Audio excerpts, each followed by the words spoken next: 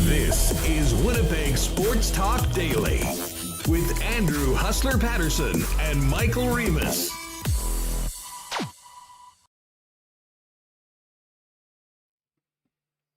Happy Friday, everybody. Welcome to Winnipeg Sports Talk Daily. Huss and Remo with you for the next couple hours. And we got a lot to get to.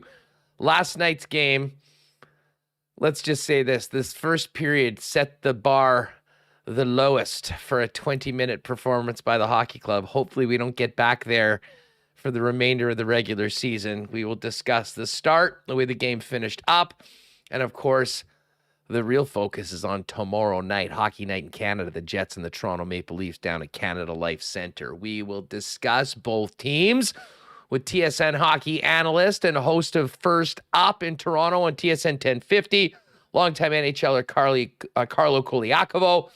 We'll also bring in our guy Brandon Rewucki for his thoughts on the Jets through the first week of the season from Skates and Plates. And then a little later on, get ready for the weekend in the National Football League and discuss that big Christian McCaffrey trade last night with the legend himself, Lee Hacksaw Hamilton. And it's Friday. You know what that means, folks. It is time for marbles. And we'll do that just before the end of the program. Welcome to everyone with us. Shout out to you podcast listeners. Thanks so much for making us a part of your day. Tell a friend about Winnipeg Sports Talk. Let them know how they can find us. And if you haven't already checked us out on our YouTube channel, head on over to YouTube. It's Winnipeg Sports Talk.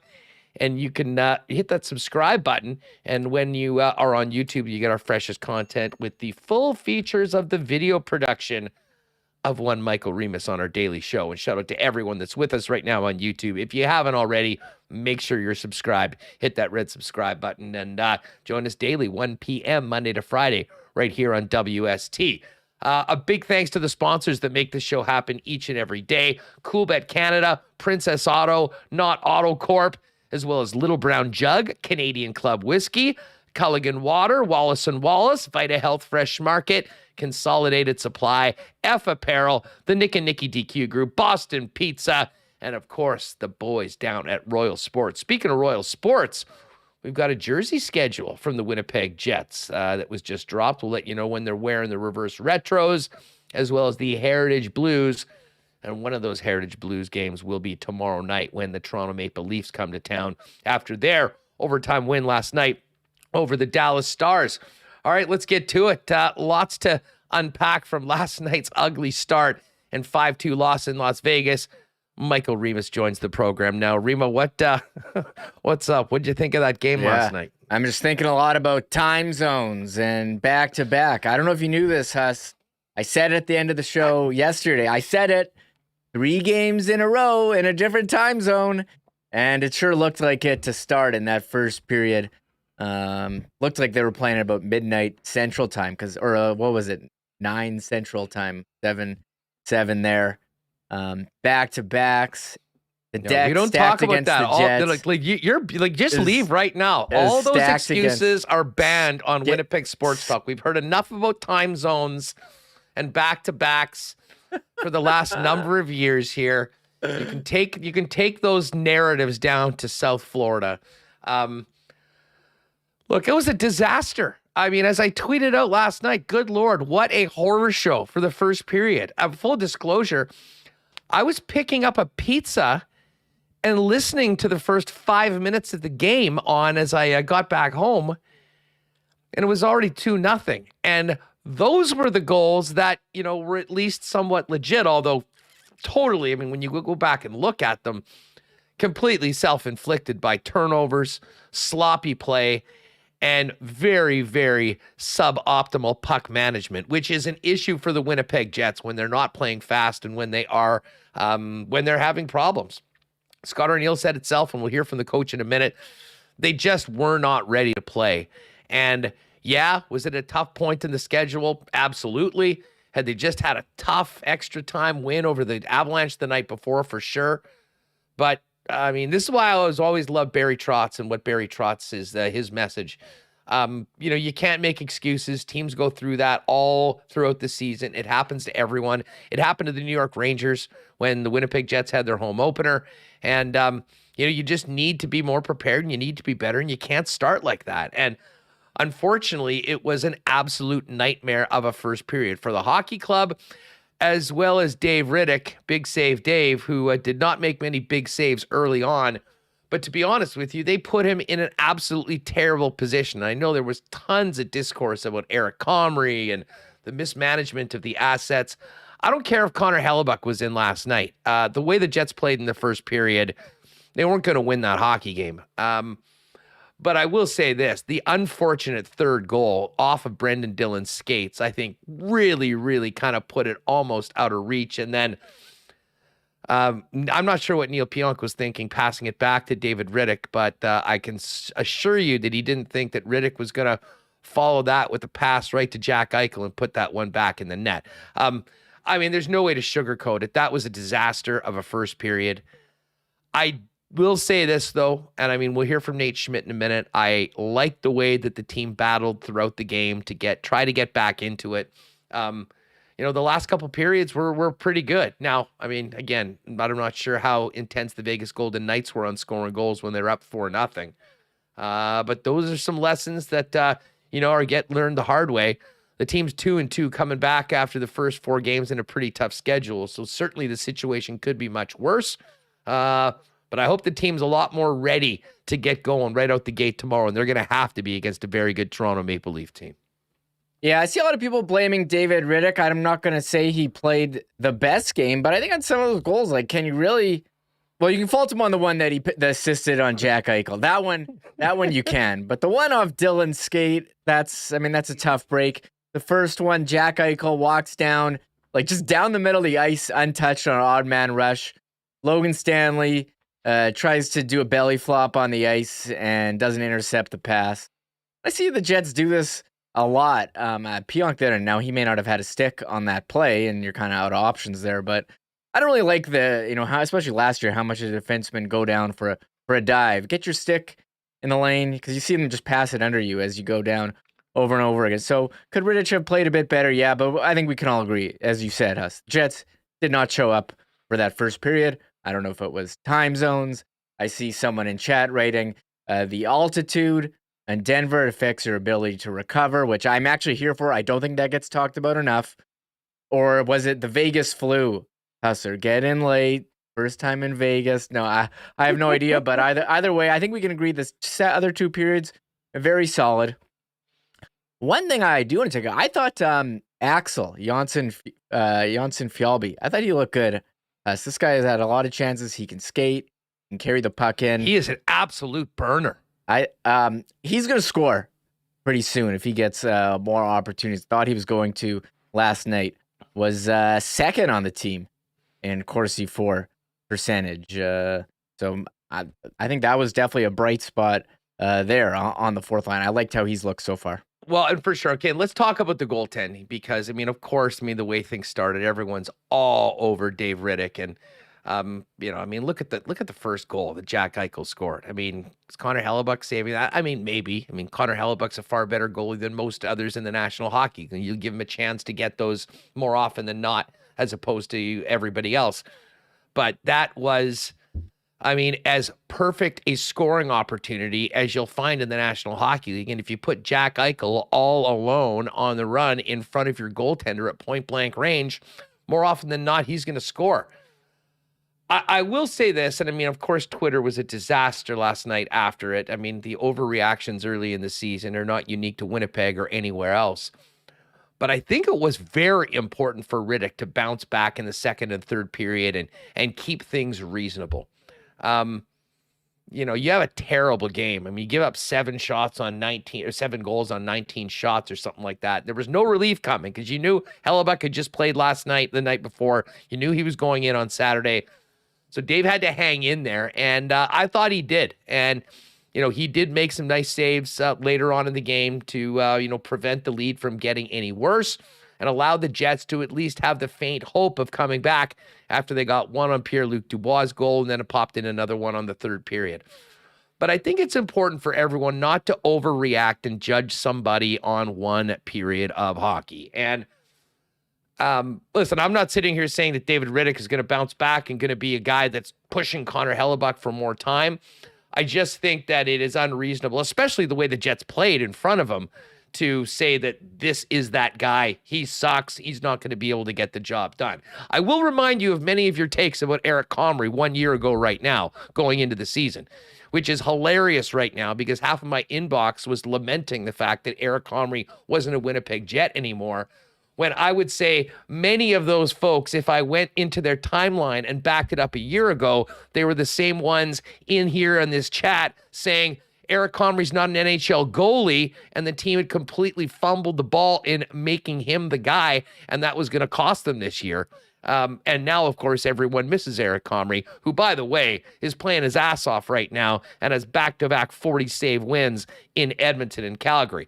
I do know one of the major topics last night was, quote, mismanagement of assets, which, listen, I'm here for the discussion. The fact of the matter was the Jets could have quite easily played Eric Comrie a little bit more down the stretch and had Eric Comrie as an RFA. I do sort of think that it was not in the plans to have a backup goalie making, more than $1 million. I know I'm saying he's not quite league minimum, but $900,000 is essentially pretty much bottom of the barrel. And I'm pretty sure that's what they had budgeted for a goaltender. Now, the other big part of this was that those conversations and when they had to make those decisions were at the beginning of summer. Cap space was so important. Now, I know you'll say, well, they haven't done anything with that cap space. Granted, and I'm here for that argument. But listen, I think Eric Comrie deserved the opportunity to go somewhere where he was going to play. I think in some ways, with what a good soldier he was for this team over the last few years, they were doing him right by that. And the other thing is that the way he played last year, he was going to be willing and he's going to be deserving a heck of a lot more than $900,000. And I don't think that fit into the Jets' problems. All of that being said, let's give Dave Rittich a few more games. Let's hopefully have the team help him out a little bit more than he did last night. And then I think we can have reasoned takes on whether this guy can get the job done, because I don't think anyone can argue that he was not put in a position to succeed. It started off poorly. Obviously, there was that terrible pass to Jack Eichel on the fourth goal. But much like I told all of you, hey, how about we give Eric Comrie a chance last year?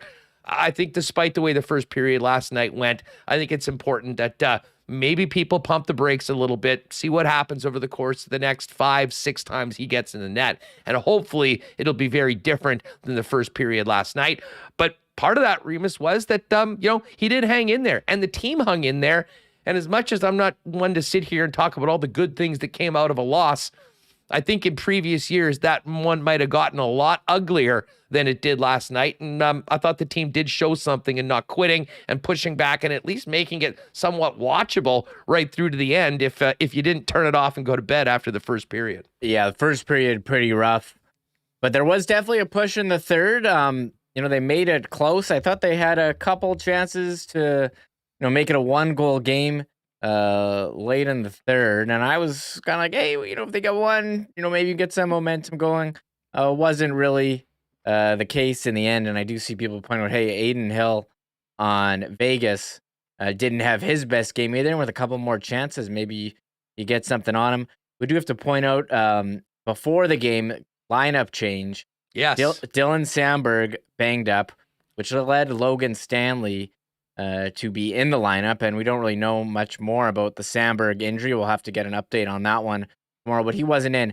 And it is also worth noting Stanley didn't play too much in the third period. 3 shifts. Yeah, so after playing pretty regular shift throughout the game, and also Nikolaj Ehlers, another game without him in the lineup, and we're kind of unsure about where that is. Well, I've got a bad feeling about that, to be honest with you. And that's, why don't we get into some of the post-game audio last night from a couple of the players, and we'll hear from Scott Arniel in a minute. But But Nate Schmidt, I thought was, he said it right out. I mean, they stunk early on, and they did get it together. They didn't quit, but I mean, that's a lesson that veteran players should know. But sometimes you get reminded of it the hard way by an opponent like the Vegas Golden Knights. Schmidt met the media afterwards and just kind of talked about the game that started off so poorly for Winnipeg. Like the last 40 minutes, a lot better. We're a little flat against a team that's historically been quick out of the gate. Just weren't ready to get our feet moving early, and things happen quick, and all of a sudden it's 4-0. Does it make it tougher when there are a few self-inflicted wounds? I mean, we had self-inflicted wounds from all over the rink. It was just, I think we were pretty happy about ourselves last night and didn't want to come out and play the same way to start the game. And you know what? But our guys could have rolled over and made that game a lot worse. So if you're going to take anything out of it, is just understand the consistency that you need to have early. And I thought, the last 2 periods were good, but you're going to dig yourself a hole that's hard to climb out of. All right, so there's Nate Schmidt. Appreciate the honesty in the comments that he had. And again, the focus for a lot of people is probably on the 20 minutes, many of the first 20 minutes. Many people probably went to bed with the late game afterwards. But I thought the Jets did show certainly some fight, some commitment to be better, and they were better in the final 40 minutes. Here's what Nate Schmidt thought about the second and third period after such a disaster in the first stanza. I just think it's a personal ownership on your D zone, on helping on your goaltender, and understanding that it can't be that way. If you're going to go out and play that way, for 2 more periods, you're going to get embarrassed. So I thought our guys did a really good job of making sure that wasn't the case. We're going to have to learn as a group here that you got to make sure you come into a road building like this that's popping, and that's a team that starts fast. You got to be ready for it. All right, Nate Schmidt. Now I've got one more clip from Nate, and this is Remis has put this in particularly because of what we've talked before.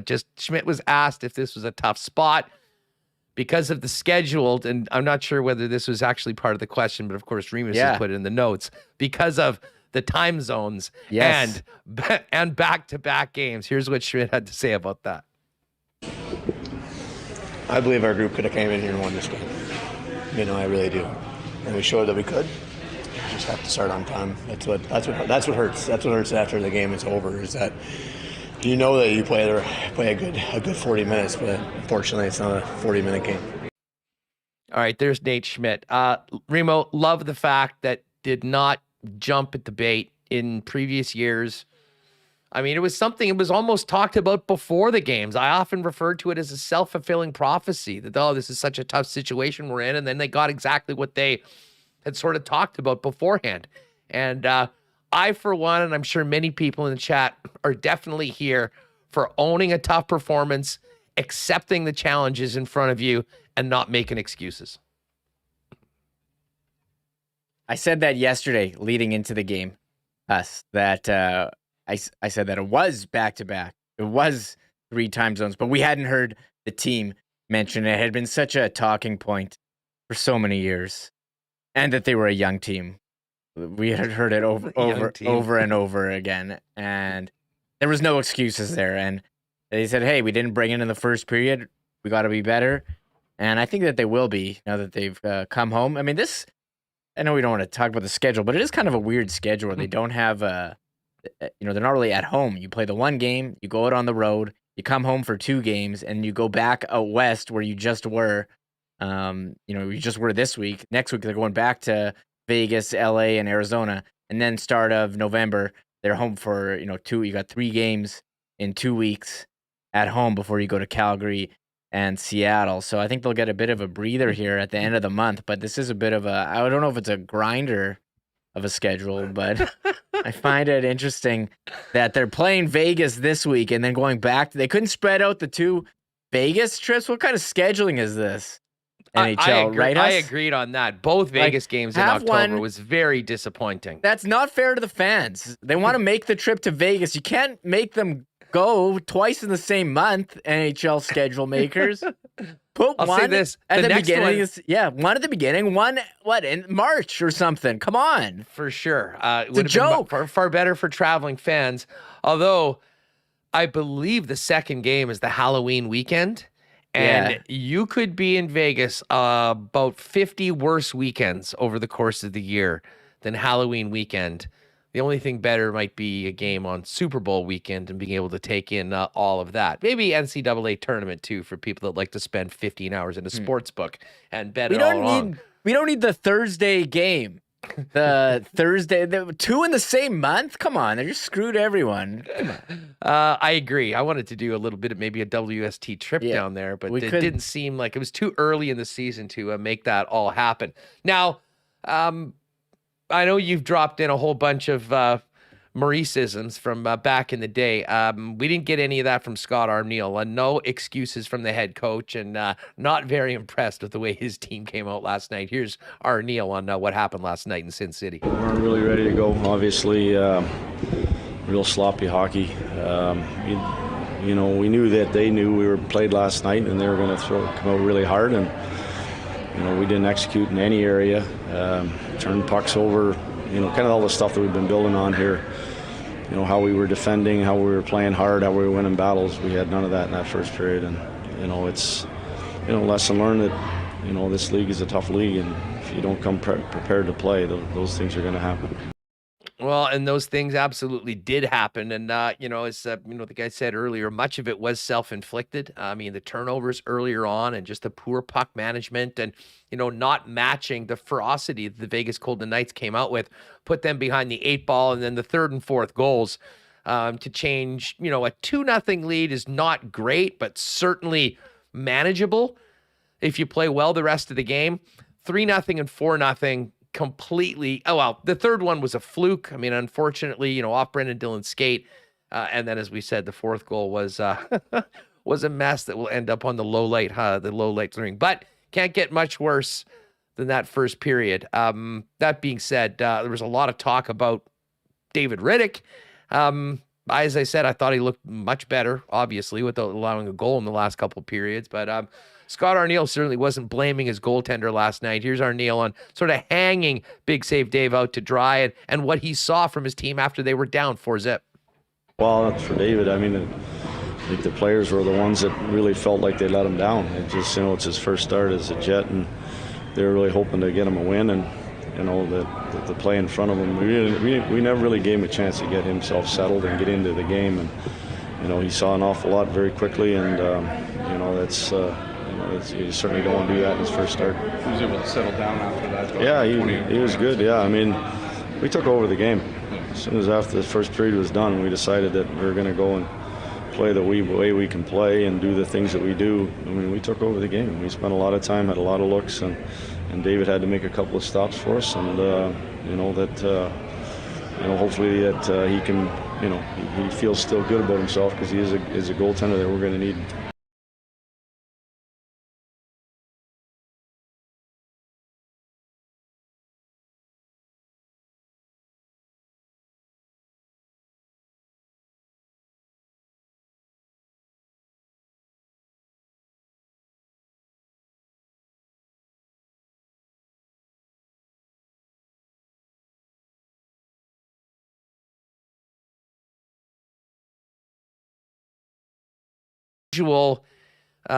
There's the usual takes. Good God, they're doing it again. No, this was in fact because Dylan Sandberg wasn't able to go.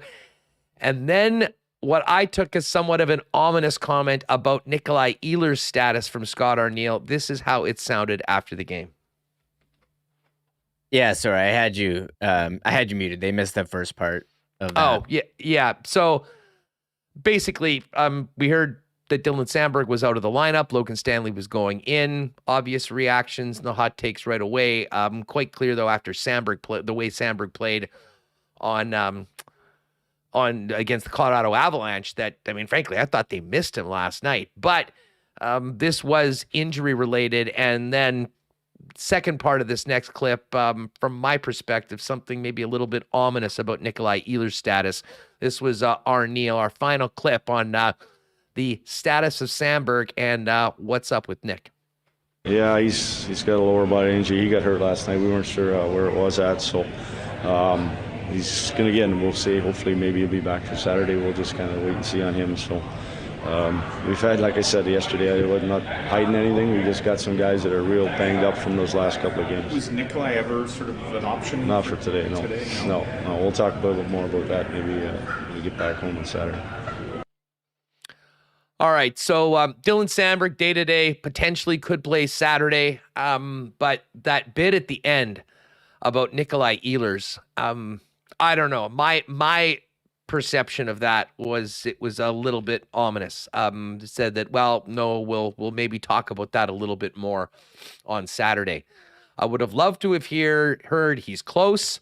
Hopefully he'll be part of the lineup. We didn't get any of that, and the fact that he was out before Colorado, missed that game, missed again last night, and now it's something that he might talk about on Saturday. I have to admit, Reem, I'm not expecting him to play Saturday, and I do have concern that we might find out on Saturday that this absence from the lineup for Nikolaj Ehlers might be a little bit longer than just a quick missing a couple of games on a road trip. I'm not going to jump into any conclusions here, Hustler, but I'm going to now. Let's say he's out a long time. There's a big hole in the top six. You got to fill. Do they call up a Brad Lambert, or you see all these? I'm seeing all these defense injuries out around the league. Toronto, Florida, big holes. They got some veteran guys here. We've said all along they need to trade a veteran D for a forward. Could we see a trade? Maybe. I kind of hope they would bring in some kind of help, because we've talked about that. Like, hey, if there's an injury here, either in goal or in the top six forwards to one of your key guys, you're kind of in trouble. So I'll reserve judgment, but I think we'll have to end up talking about it when we hear, or if we hear that he's out for a long time. Well, and this kind of goes back into the conversations that a lot of people were having about the Jets, how they managed the Connery situation. They should have just paid him and all that. I think the plan certainly at the beginning of the year was to make sure you had that cap space. Now, they haven't used it yet, and they haven't made a move involving anybody on the blue line, and you're exactly right. I think what's happened right now in the National Hockey League has potentially brought up some more conversations amongst general managers.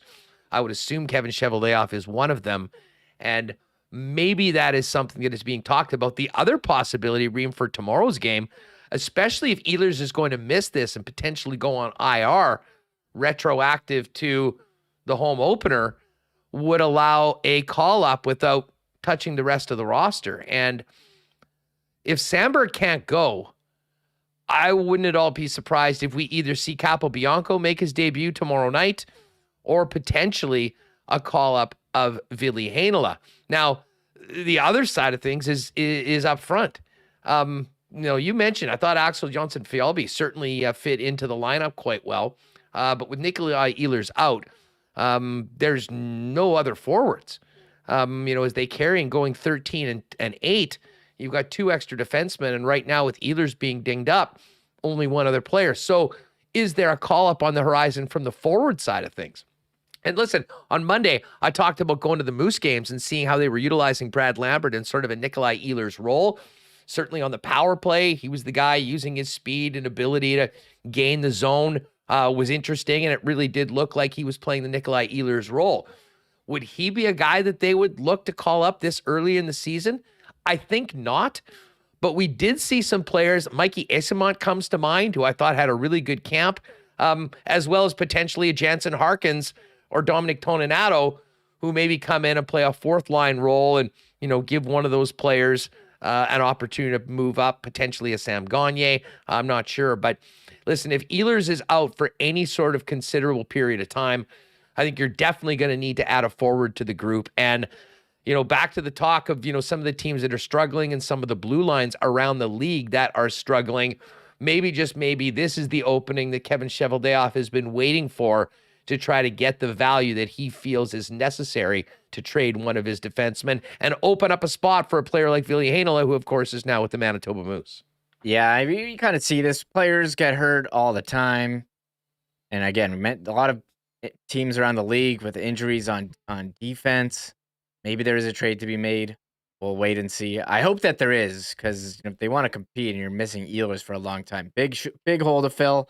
The Sam Gagner move up, and we did joke that it's kind of funny how a guy can go from either press box or the first line, but it was Appleton who they moved up to the first line, who did play well in that game against the Avalanche. But we'll kind of wait and see what happens. Happens on Saturday for the game against Toronto. Yeah, but this is what we do here. We gotta come up with speculation, right? Hey, that's what talk radio or sports talk is all about. I mean, trying to look ahead and give some possibilities that could happen and see what happens.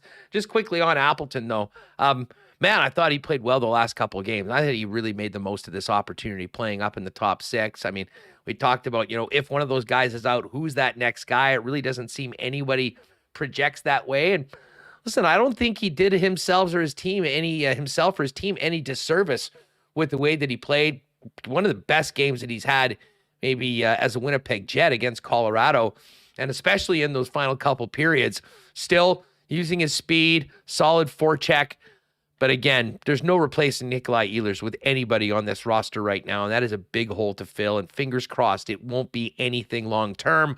But as Scott Arniel said, we do expect to hear some of that tomorrow. All right, we're going to get to these topics as well as potential call-ups, player moves, and the first week of the season with Brandon Rewucki. But right now, why not question of the day? 2-2 through 4 games. Your thoughts on the Jets' first week of the season. Hit us up in the comments below of the chat. And of course, you can give us your thoughts in the chat as well for everyone that's with us live on YouTube.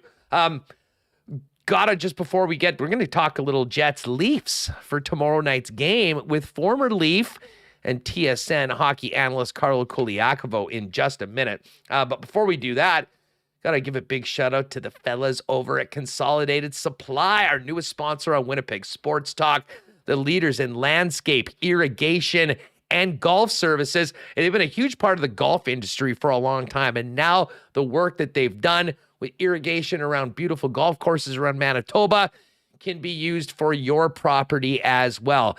In addition to irrigation systems, they're also the experts in artificial turf.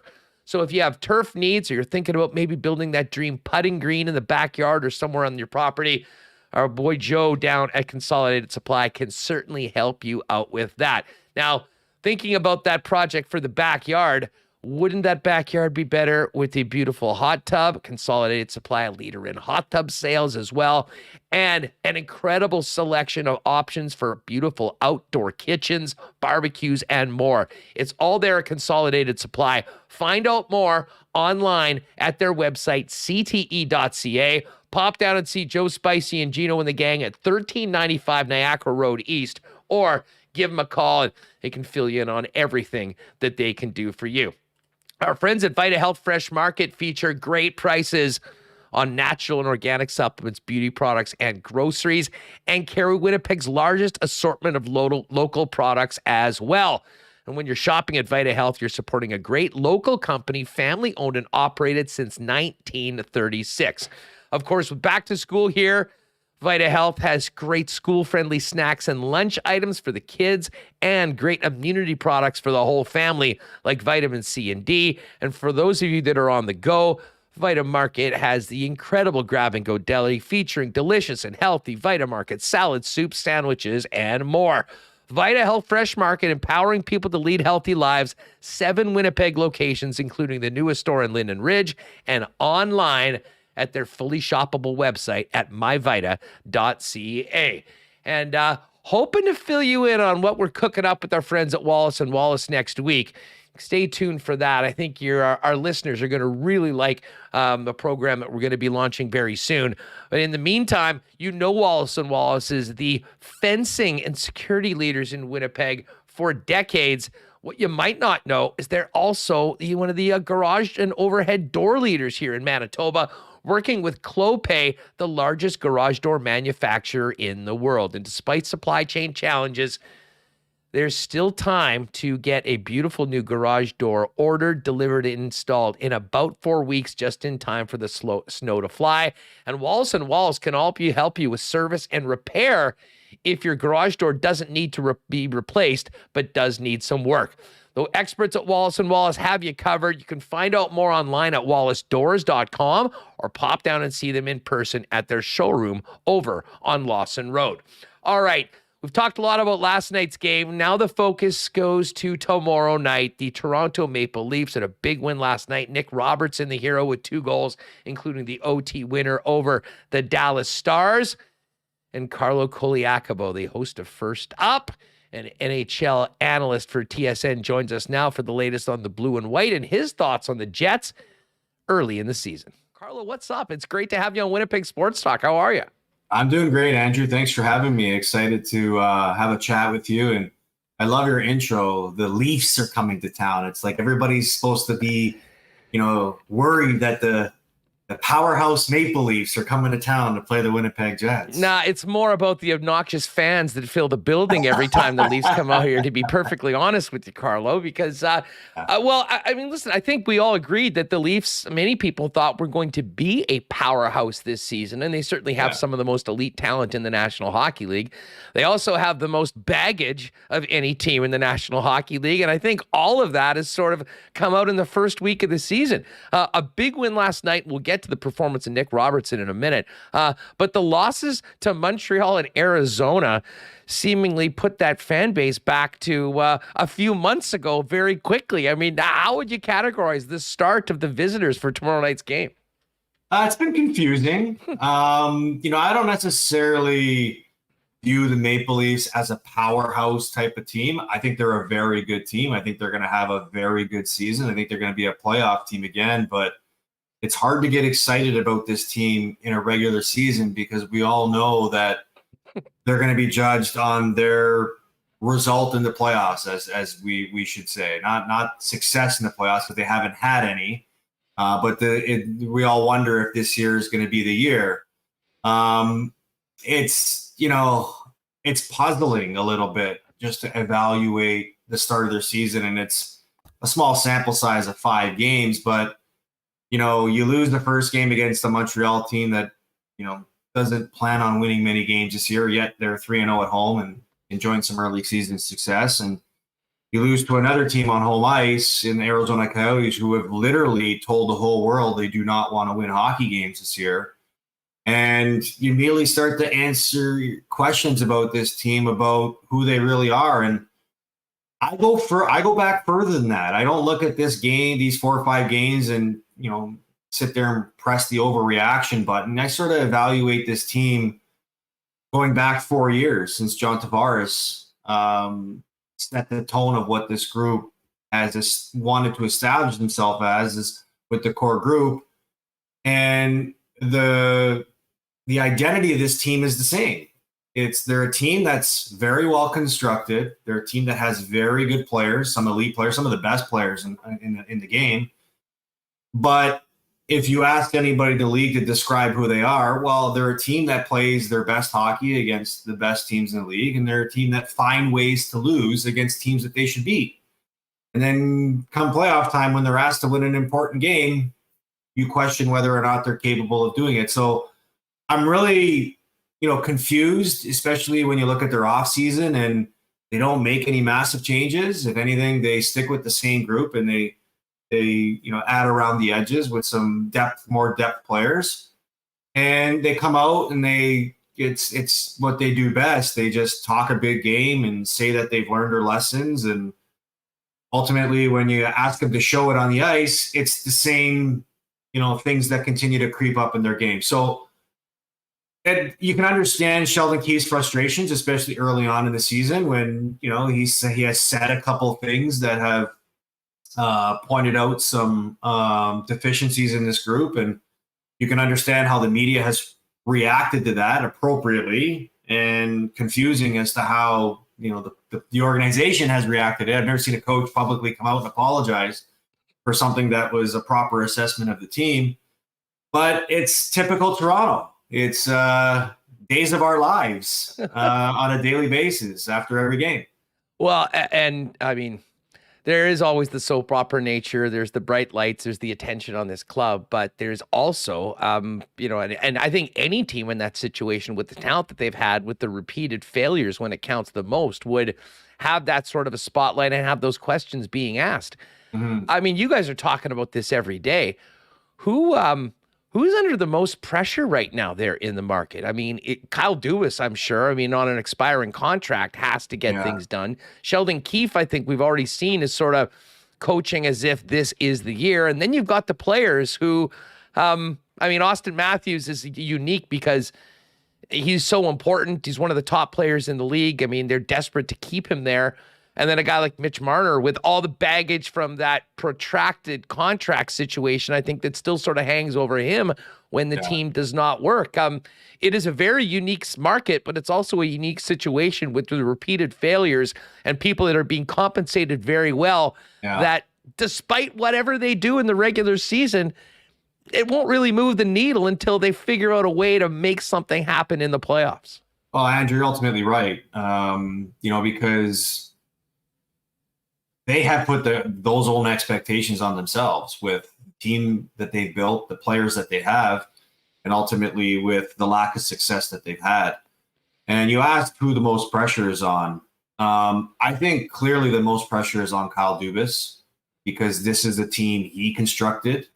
I mean, just his big offseason move was going to acquire a goalie that 30 other teams didn't want, including one in Ottawa, who is looking to make that next step and take that next step of becoming a playoff team. And you got a team looking to win a playoff round, acquiring the goalie that team didn't want. It puzzled the whole market. But, this is also a GM who has faced a lot of criticism because of the team that he's built and the way that they play, but has to also be complimented because in a 3-year window where there hasn't been much cap flexibility, he has still constructed a really competitive team in the regular season. So say what you want about playoff success. If you don't have that regular season success, you don't give yourself a chance to even have that playoff success. And you're just hoping that they're going to crack one of these years and one of these playoff seasons. The confusing thing is how the same group has been given the same chance year after year. Usually, with playoff defeats, there is change and there is somewhat of a new identity that's maybe formed or created. But for Kyle Dubas and management, they continue to double down on the belief in this group. And, I want to believe that this year is going to be different, but so far with what I've seen, it's hard to believe that this year will be different, but that's why you have to play the game. So I don't understand the outpour from the fan base of Sheldon Keefe and his position. I think Sheldon Keefe's a great coach. I think he's had great success with this group. He understands some of the personalities that he needs to manage. And, people always think the coach is the answer to changing the team's success. Well, if this is the same group that you're talking about, this is the second coach that they've been through. If you can't get that same message through, well, then ultimately you have to decide it's the players that are the problem here. So aside from Kyle Dubas being under the most pressure because it's in the open, the fact that his future is going to be determined on this year's success of the team, I think the second finger that needs to be pointed is directly at the players. This is actually a nice little segue into the Winnipeg Jets, but more an NHL question, and you're following a number of teams. I mean, Ottawa we joked that they were the offseason champs. The job that Brad Treliving did in Calgary, given the hand that he was dealt, is all-time incredible. But there are teams like the Leafs that have had these failures and have come back with a very similar group.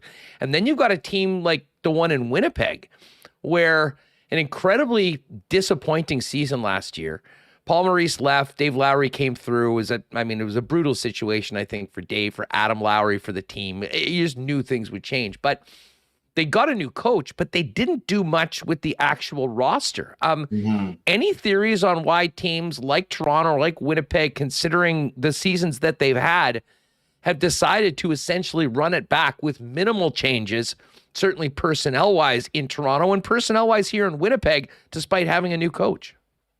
Yeah, I think that's the frustration you see with a lot of the fan bases, and scratching their head as to why there hasn't been more things done to change their teams. You got to give Ottawa credit, but what Ottawa was able to do was because they had flexibility with cap space. What Calgary was able to do was because they had one player they lost for free in Johnny Gaudreau, with the attempt to keep him there with the contract that they presented him. And then Matthew Tkachuk was another piece they were able to move and bring back a haul to get him. But they were able to do that because they have flexibility with cap space. I'm not sure where Winnipeg stands up against the cap. I know where Toronto stands up against the cap, and any move that they were trying to make, made it difficult to complete with dollars in and dollars out. And I think that's the challenge that a lot of teams in the NHL are facing. They want to make some moves. They want to be more aggressive, but the salary cap is presenting challenges for them. And to be honest with you, I don't know if you've listened to me much. It's the one thing I absolutely hate about what the NHL represents. You see the success that a lot of these other sports leagues are having with the NBA and the NFL, where the off seasons have been dominated by player movement. And that's what excites the fan base. And the NHL is just stuck in its own stubborn ways. And I know they've got a debt to pay back, but, the fact that they create no flexibility within the cap to allow any of these GMs to either fix their mistakes or try to create optimism within their team in the new season, it's tough. It's absolutely tough. I wish we would have seen. And the thing about hockey is we have so many great insiders that operate within the industry, and they do such a great job of acquiring information and creating buzz. But how many times do we actually see that buzz follow through? And so I think for Winnipeg, knowing that they were going to get a new coach, I think Cheveldayoff probably tried to make a big impact move. Maybe the cost was too high. Maybe attracting a certain player to come to Winnipeg, which has its own challenges as well too, became difficult. But I think the teams that have the most success are the teams that build from within. So you got to like what you've seen so far with Winnipeg and its younger players, especially with some of the production that you're getting right now from a Cole Perfetti, especially up front, and some of the younger players that are pushing, even in their minor league teams for a spot for some of these older guys. And, a sneaky acquisition for the Jets was bringing in a veteran guy like Sam Gagner. And, hopefully that sort of presence helps ignite the group. And look, they decided to make a philosophical change and with their captaincy, right? Eliminating from Wheeler, and maybe that'll create, a different feeling within the group or within the room. And it's early on in the season, but I think Winnipeg, to me, has been one of those teams that I've been surprised with. So, hopefully they can continue that feeling and have that success throughout. Yeah, I mean, still very, very early. And, the Jets, after having a pretty good feeling coming out of Colorado with the 2 points, did not put their best foot forward in the first period last night in Vegas. But hey, what happens in Vegas stays in Vegas. Yeah, hopefully. That's a great point. Leave that in Vegas, and they got to be a bit better. But I know you're paying close attention to all the Canadian teams through your work as the TSN hockey analyst. What were your expectations for the Jets coming into this year, and what have you thought about them through 4 games going into the game with the Leafs tomorrow? Well, I'll be honest with you. I didn't have much expectations from them just because, like we just touched on, they weren't a team that made many changes to the group that had a pretty bad season last year. But I knew deep down inside that, a fresh season always creates fresh feelings and fresh results. And getting off to a good start is so imperative because it can change what you believe your season could be. And for the Jets, I mean, there's no sugarcoating. They have really good players on that team, especially when you're talking about some of the group of forwards that they have, with Pierre-Luc Dubois, Scheifele, Wheeler, Ehlers, Kyle Connor. Those are good pieces to start every season with. Right now, would you like more of a point-producing defenseman on the back end? Yes. Those aren't easy to find unless you're drafting and developing in from within. So Pionk is back. Josh Morrissey can chip in every once in a while. But we look at the teams that have success. They have one of 3 things on their roster, and some of the best teams in the league have all three of them. You have great goaltending, you got a stud defenseman, and you have an elite forward. I think the Winnipeg Jets have two of those three. They have a couple of elite forwards. They have a really good goaltender. They're missing that stud on defense, but their patchwork with the way they're being coached right now, and credit to Rick Bowness, hasn't really had a chance to get his feet wet because of what he's dealing with COVID. Hasn't been on the bench yet. Right. So I think you got to be happy with what you've seen so far and just hope that there's more internal growth with this organization, and that maybe, come deadline time, you can add an important piece to maybe help make the Jets, create a playoff push. Carlo Colaiacovo with us here on Winnipeg Sports Talk Daily, getting ready for tomorrow's visit of the Toronto Maple Leafs to Canada Life Centre. You mentioned Cole Perfetti. I'm going to ask you about him, and he is in a unique situation because he is not only a young player that's trying to establish himself as a regular NHLer, but he's also a young man that is playing in the top six and is relied upon really to produce at that level. Because frankly, when you look at the Jets roster outside of that top six, there's not really a lot of guys that, fit that mold of being able to produce at that level.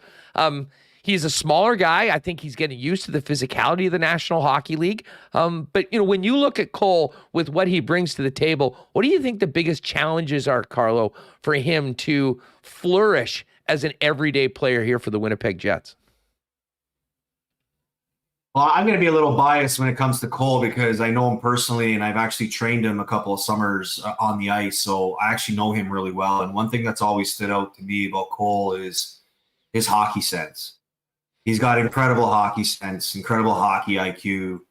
And ultimately, that's how, when I'm evaluating a player, that's the first thing that I look for, because everything else can be taught. And clearly he's a guy that, coming up through the ranks has always been one of the better players at his age group, played at, on the top teams at all levels. You talk about OHL when it's his days in Saginaw, when the COVID season shut off, he was playing one of the top teams in OHL, got robbed of, how good his team could potentially be. And then, his World Junior experience, his international experience at the World Championships, those are all just, benefits that a player adds to their experience. And, last year, obviously, he didn't play much in the NHL, paid his dues in the minors, and now it looks like he's ready to step in an everyday role with the Jets. And I think the knock on Cole has always been his skating and whether or not, it could keep up at the NHL level. But with guys like him, what's going to make those players that lack maybe that speed that you would hope to see is the hockey sense. And clearly we're seeing it on display early on in the season. He's finding himself in the right places at the right time, playing with some good players. And when you can start a year establishing that type of confidence where not only do you feel like you're playing well, but you're producing, it just helps push his development and push his drive to continue to want to be an impact player for this team. And if that's the case, that bodes well for the Jets because, you're already talking about a team that has established forwards like the ones I just mentioned. You put Cole Perfetti, in that group of six that can help, boost the offense. It's only helping, further push this team's maybe mindset from what it thought it could be to start the season to, where I think it can get to midway through the season and obviously near the end of the season. So happy to see that he's a guy that's, been given a chance and is contributing on an everyday basis now. And now, it's even more important for the guys that are in the pipeline right now to be driven by the opportunity he's been given and try to follow in his same footsteps when they get their chance. Because, that's how you push development within your organization. Is when you see a guy that gets a chance, have success, well, then it's the next man up that you expect. Well, and it's a neat segue into a guy that we'll be seeing tomorrow night and was the big star last night, Nick Robertson, who was not on, I don't believe, the opening day roster, but given the opportunity, slides into a very similar position to Cole, playing on that second line. with some talented players and made the most of it and ended up being the hero. I'm sure he's the toast of the town right now in Leaf Nation. Oh yeah, he's in the Superman cake because he was the hero last night and put this fan base, at ease. And look, Nick's another guy that we've talked about at length in Toronto because he was a guy that this organization has been waiting for to be the next prospect that comes up and fits into this roster. And considering that this is his fourth year, because in his first year it was just a bubble experience, he's had some injuries to deal with, and even in the chances that he was given in previous years, was never really able to make an impact, or at least the impact that he made last night in his first game. And credit to him, this guy went to rookie camp there. And as a guy in a fourth-year organization, it's very, very rare that you would see a guy take that initiative and say, I'm willing to go play in a rookie tournament, because those are usually for first or second-year guys. But he did that. He did that because he wanted to be, at pace or above pace once camp started, and he's used that to his advantage. He did exactly what he needed to do in camp, led the team in scoring, put the pressure on the organization, make a tough decision. And there's a lot of people, including myself, that questioned the decision they made to put him down in the minors, because ultimately, what type of message are you sending within your organization if you're saying no matter how good of a camp you have, you're going to be a victim of a business decision, because that's how we operate. You don't want to dangle that type of carrot, because, that's how you ruin guys' confidences. But for Nick, good for him for keeping a good head on his shoulders, waiting for his opportunity, and not just waiting for his opportunity, making the best of his opportunity. Because you talk about making a statement, that game he just had last night with the goals scored and the timing of those goals, obviously the one that gave him the lead or late in the third and the one that ultimately sealed the deal in overtime, that was a statement for him saying, I'm here to stay and you're not sending me back down. And now it's up to the organization to make sure that they find a place for him to play, because the way this team is built year after year, or even within season, when you have these type of injuries that pop up, you're going to be needing to rely on your depth, because as close as you are to the cap, it's not easy to go out and find someone all the time. No, it's a great point. Carlo Colaiacovo is with us, getting ready for Jets Leafs tomorrow night at Canada Life Center. Last one for you, Carlo. Rick Bowness, when he's on the bench, knows who's in the net. Jet fans know that they've got Connor Hellebuck back there, and more often than not, he'll be the best guy on the ice in that position. With everything at stake for the Maple Leafs this year, how much are they rolling the dice with the goaltending position right now? And what do you expect? I mean, can Samsonov be the guy? Is Matt Murray going to be a factor at all this year? And is that still the Achilles heel of the Toronto Maple Leafs as currently constructed? Well, it's funny because I never thought goaltending was an issue for them in the previous 2 years. I mean, you go back to their playoff rounds, both to Montreal and to Tampa. Jack Campbell was not the reason why they didn't lost score. those playoffs years. Right? They couldn't score, and it was their self-inflicted mistakes that ended up ultimately costing them. If anything, Jack Campbell and the goaltending position out-goaltended the opposition. I mean, you're talking about in a series against Vasilevsky. Vasilevsky played 4 good periods in that series and ultimately won. So I think that's the way they viewed it too when making the decision to go the route they did in the offseason, where they don't need elite goaltending. They can get by with average goaltending. And I don't think many people in Toronto complained when they signed Samsonov, because there is upside there. A guy that came into the league as a highly touted prospect. And, the only thing you question is, why did Washington give up on him? But, we've seen these scenarios play out across the league many, many times, many years.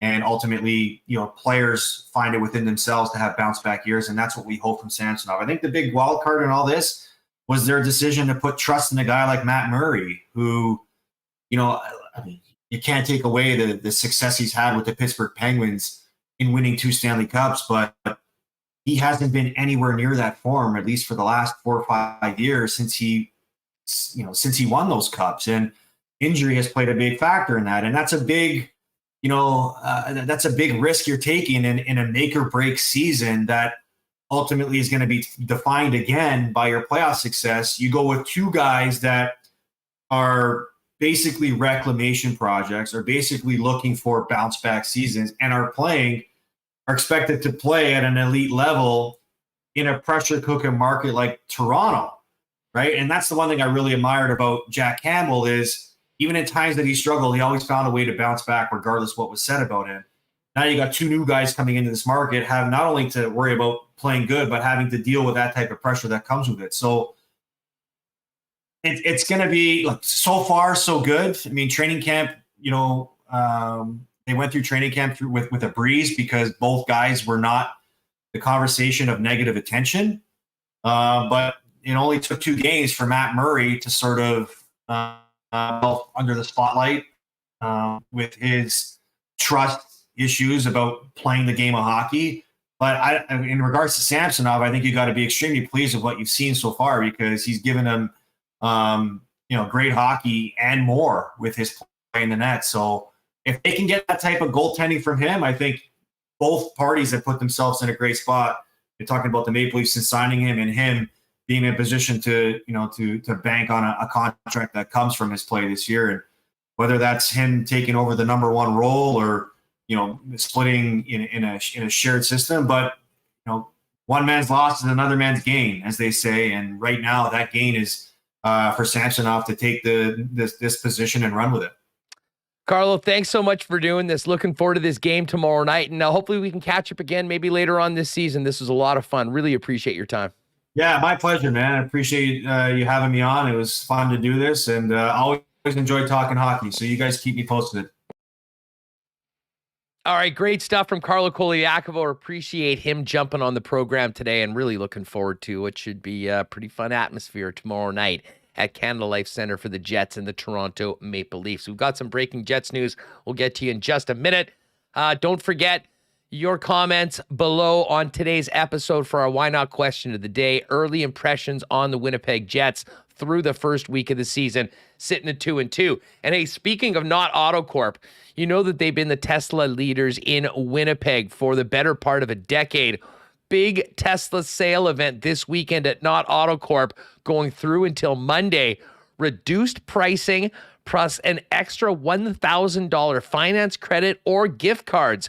No gas, fully electric. Get into the future with Tesla and Not Autocorp. And of course, they've also got that great Tesla experience program to allow overnight drives and get the hang of what it's like to move from a traditional vehicle to an electric vehicle. Of course, Not Autocorp has been the leaders in Tesla sales in Manitoba with My Tesla Winnipeg for a decade, over 30 of them on the lot right now. If you have been thinking about an electric vehicle this weekend, head on down to Not Autocorp at Waverly and McGillivray. Why not get into the car of your dreams at a great price with the help of the Not team?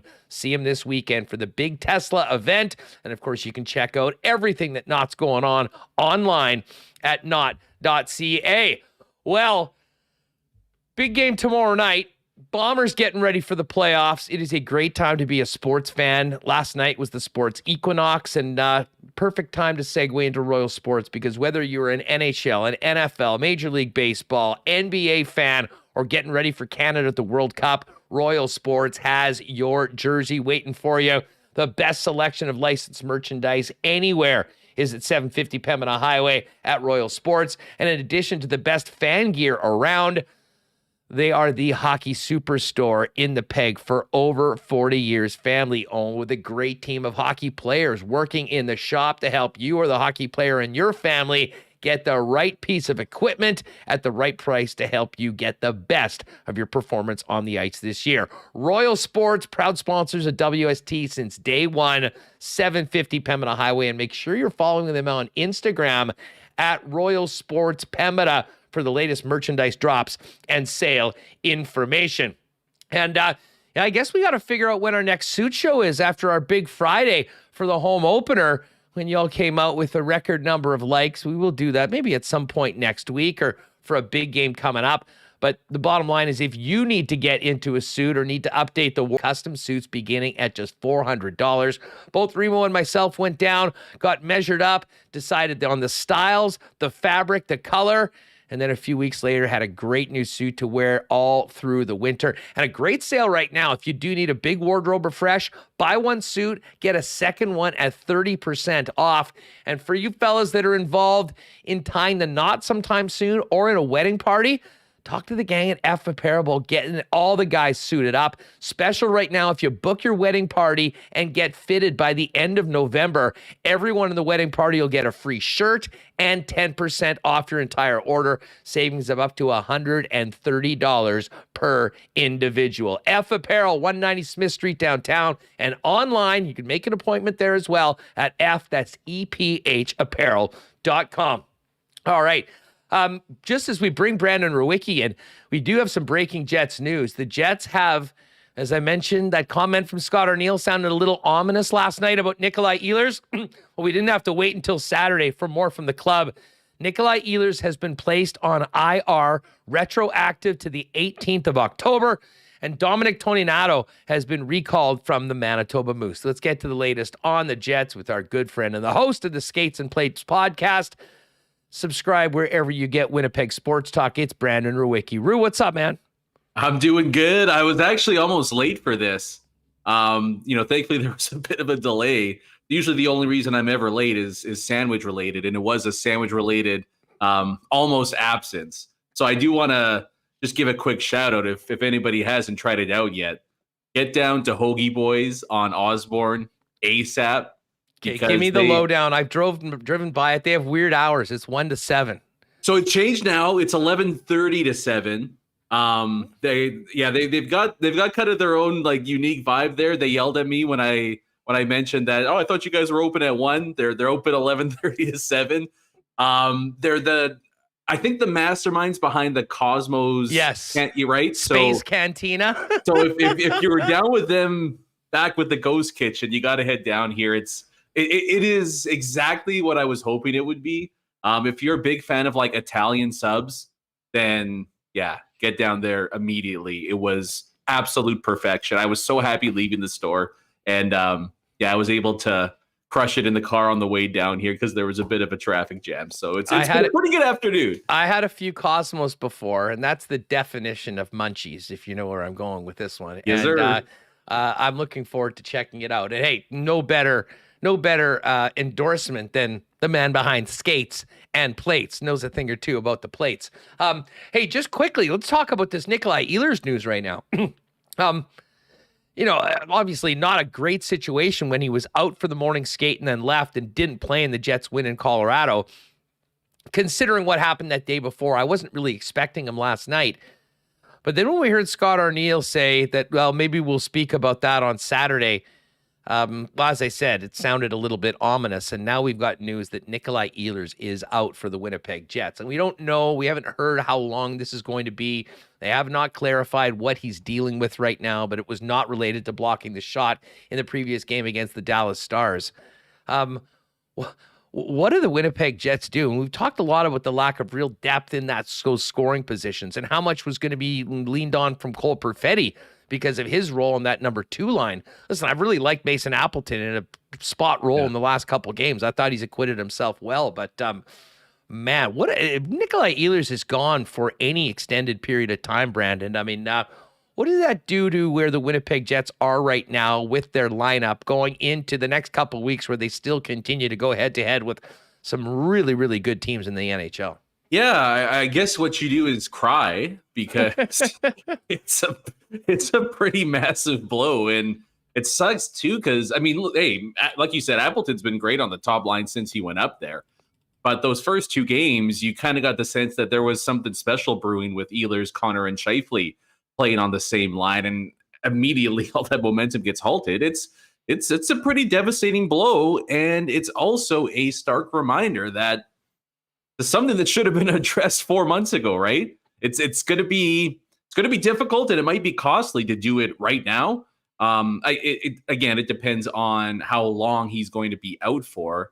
It doesn't sound like a extremely serious injury, but we've seen in this market before, day to day, all of a sudden turns into 6 to 8 weeks. So I guess we'll just keep our fingers crossed on that. But they were already hoping for big time contributions from guys that had legitimate question marks going into the year. Like Cole Perfetti as a rookie, can he deliver something along like a 50-ish point pace? Can Blake Wheeler 5-on-5 get somewhere back to the pace that he was a few seasons ago at the very least? And that's, not even to mention the legitimate bottom six concerns about, can any of these guys score at a good enough clip to pace the top six if they go cold on a night? And I think the issue just gets exacerbated here. You do wonder, this was something we talked about 2-3 months ago. There's a log jam on defense. There's an opening up front. Seems to me like this could be something that can solve some of the roster composition issues on this team. We'll see how patient Chevy is going to continue to be here. But I'll tell you what, from how the first 4 games have played out for me, I would not be hesitant whatsoever to pull the trigger on any kind of move to bring in some middle six help on this team. Well, and speaking of that, that's a great way to get in because it's something I wanted to talk to you about. I mean, we've seen some blue lines in this league that are really, really depleted right now. And, if Cheveldayoff was waiting for an opening or an opportunity to get the deal and get the price that he wants for one of his defensemen, I would suggest that time is right now. And listen, it was really unfortunate that Dylan Samberg wasn't able to go last night because I thought that, he passed his test against the Avalanche with flying colors. We know that Ville Heinola is warming up in, with the Manitoba Moose ready to get in. And we still haven't seen Kyle Capobianco, who they obviously feel can play because he's still with the club right now. But do you agree, Brandon, that sort of the landscape of this early start, some of the struggles of teams, maybe the pressure on certain other GMs, that this next week or so for Cheveldayoff might be a time that makes a lot of sense to pull the trigger on a move? Yeah, I think it makes a ton of sense.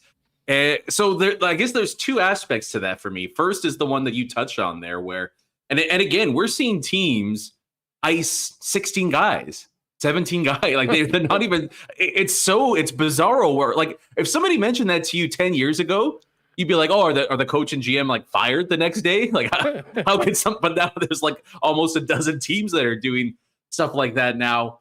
So I think there's still a level of desperation around the NHL for any kind of defensive impact and help. And the Jets have a few guys that can do that. But the other part of it to me on top of all that is, you saw Samberg against Colorado, and it's funny, I didn't really notice him all that much, which was kind of refreshing for a Jets blue liner in that it's nice to have somebody that especially against those guys. Yeah, right? Like that's not necessarily risk averse, but we're not seeing the back-breaking mistake. We're not seeing the turnover. We're not seeing, how many times does this team fail to exit their zone with the puck on their stick in the defensive end, right? It was nice to have a relatively quiet game from one of their blue liners.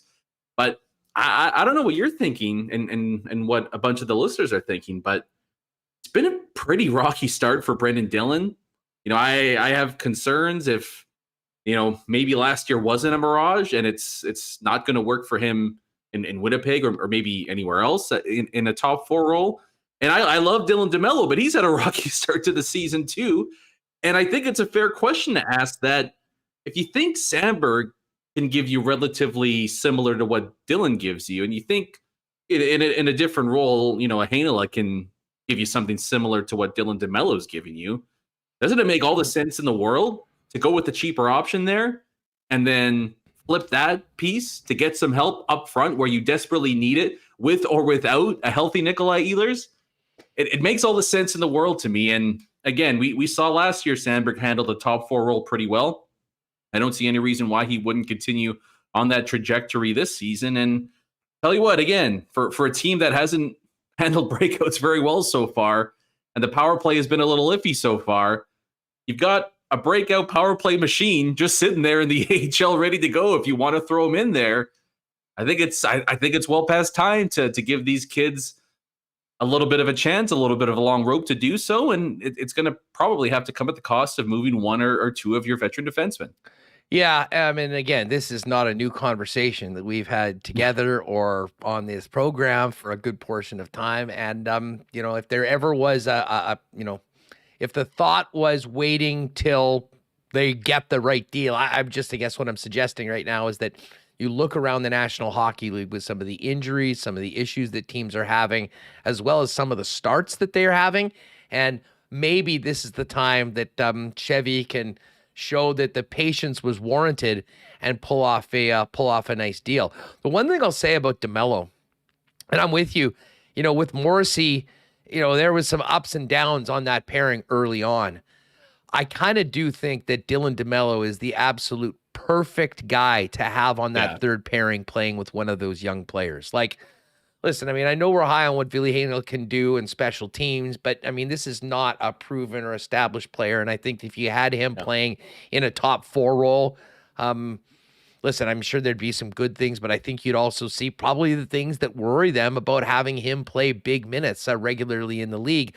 But much like we saw Dylan Sandberg, I thought they did a perfect thing. They put him in on that pairing with DeMello, who has been sort of a comfort blanket for his partner historically, and they acquitted themselves quite well. What we didn't expect was Sandberg not to be available. Yeah.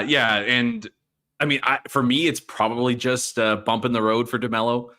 I mean, his track record's been pretty good in Winnipeg, right? I mean, he's, whether it was with Morrissey or any of the youngsters, his track record says he's going to help elevate the partner that he's with. It's just been really, really rocky so far through 4 games. And I didn't think it got any better last night in Vegas, although the whole team was at fault for that.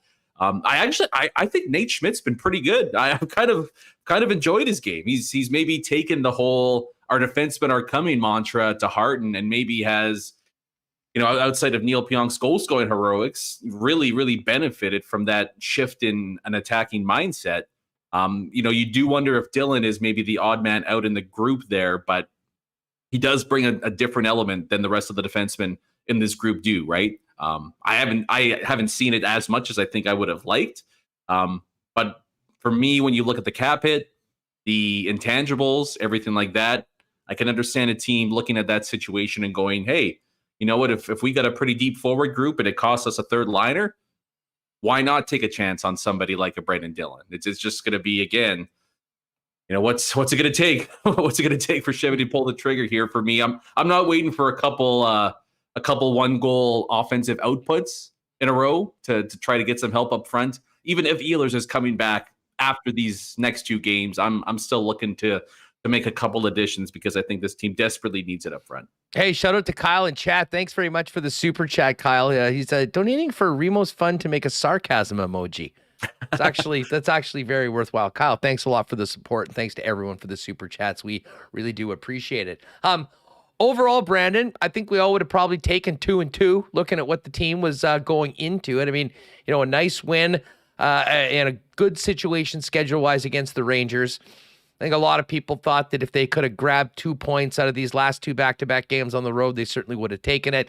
Dallas game, the middle of the Dallas game was rough. And I mean, listen, they set the bar on the bottom end with the first period last night. But, despite the fact that that period of time was rough, I mean, we still haven't seen Rick Bowness even on the bench, and the team's 2-2.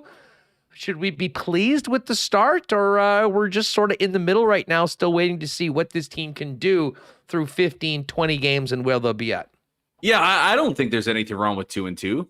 I think that's just fine. I was pretty concerned about the back-to-back against Colorado and Vegas.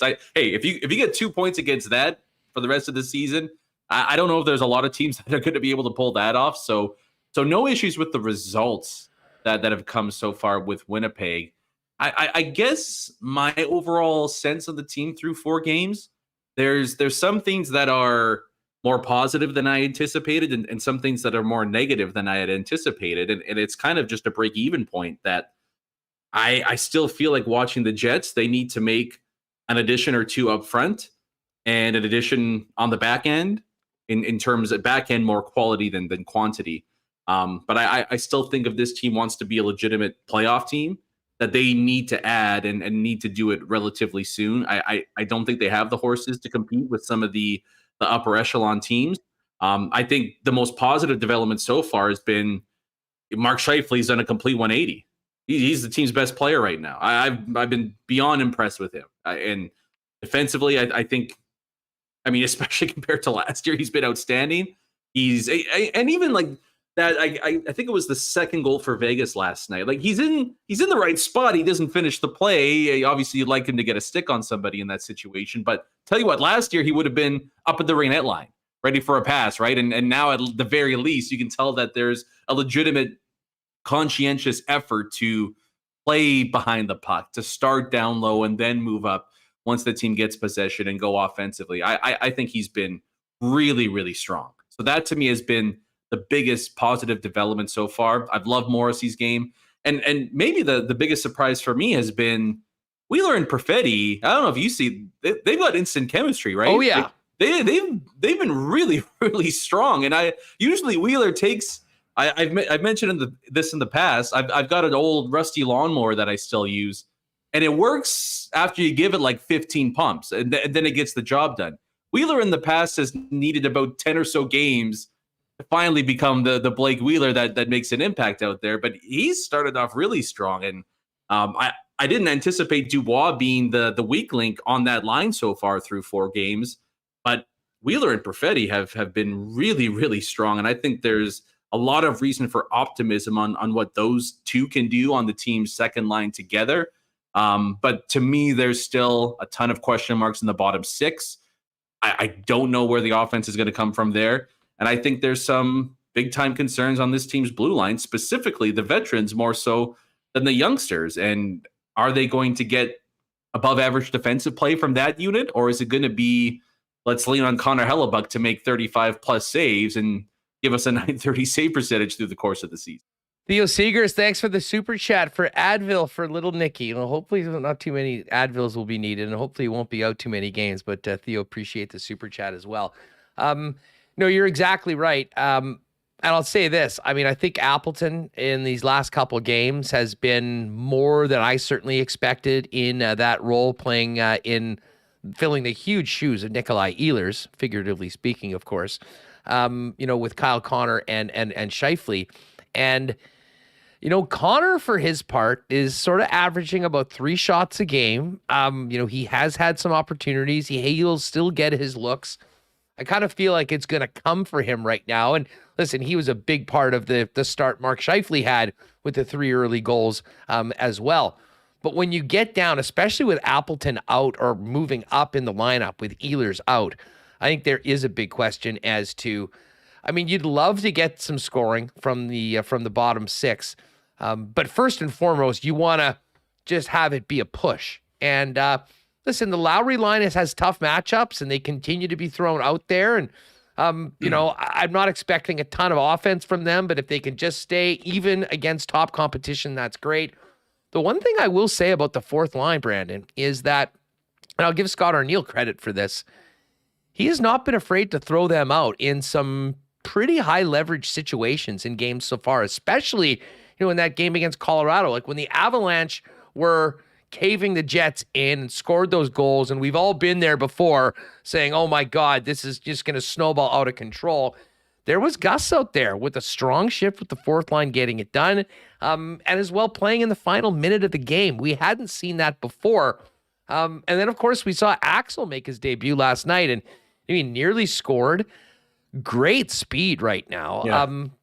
I'll say this, I think we need to see more from those lines, especially the fourth line, but I am optimistic with the way that they've acquitted themselves so far in the time that they've played, but also the confidence that the coaching staff seems to be giving them to get out there at times where historically they would have been stapled to the bench. Yeah. 6 minutes a night would have been the norm a year or two ago, right? Now it's, can we get these guys to play 8, 9, 10 minutes a night? Part of it is you have Mr. Brightside on the fourth line there, and you're not going to hold Sam Gagner back anymore. He's still the offensive dynamo that he was in juniors there. I've kind of enjoyed watching him play. I've always been a fan of how he sees the ice. But yeah, again, it's not to me. It's not even necessarily the players' fault. Like, I don't think anybody is underperforming necessarily in the bottom 6. I think they are what they are. Like, they're going to be defensively conscious. They're not going to make back-breaking mistakes or anything like that. But I think there's a limit to the offensive skill that they have, and I think there's a ceiling to the production that they have. And look, it was one thing a few years ago when the Jets' top 6 was legitimately amongst the best in the NHL, where you could say bottom 6 breaks even, top 6 outscores everybody, and we're going to be okay. Like, you could have done that 3 or 4 years ago. now the top 6, while it's good, is like, where would you rank it? Like, I don't think it's a top 10, top 6 in the NHL anymore.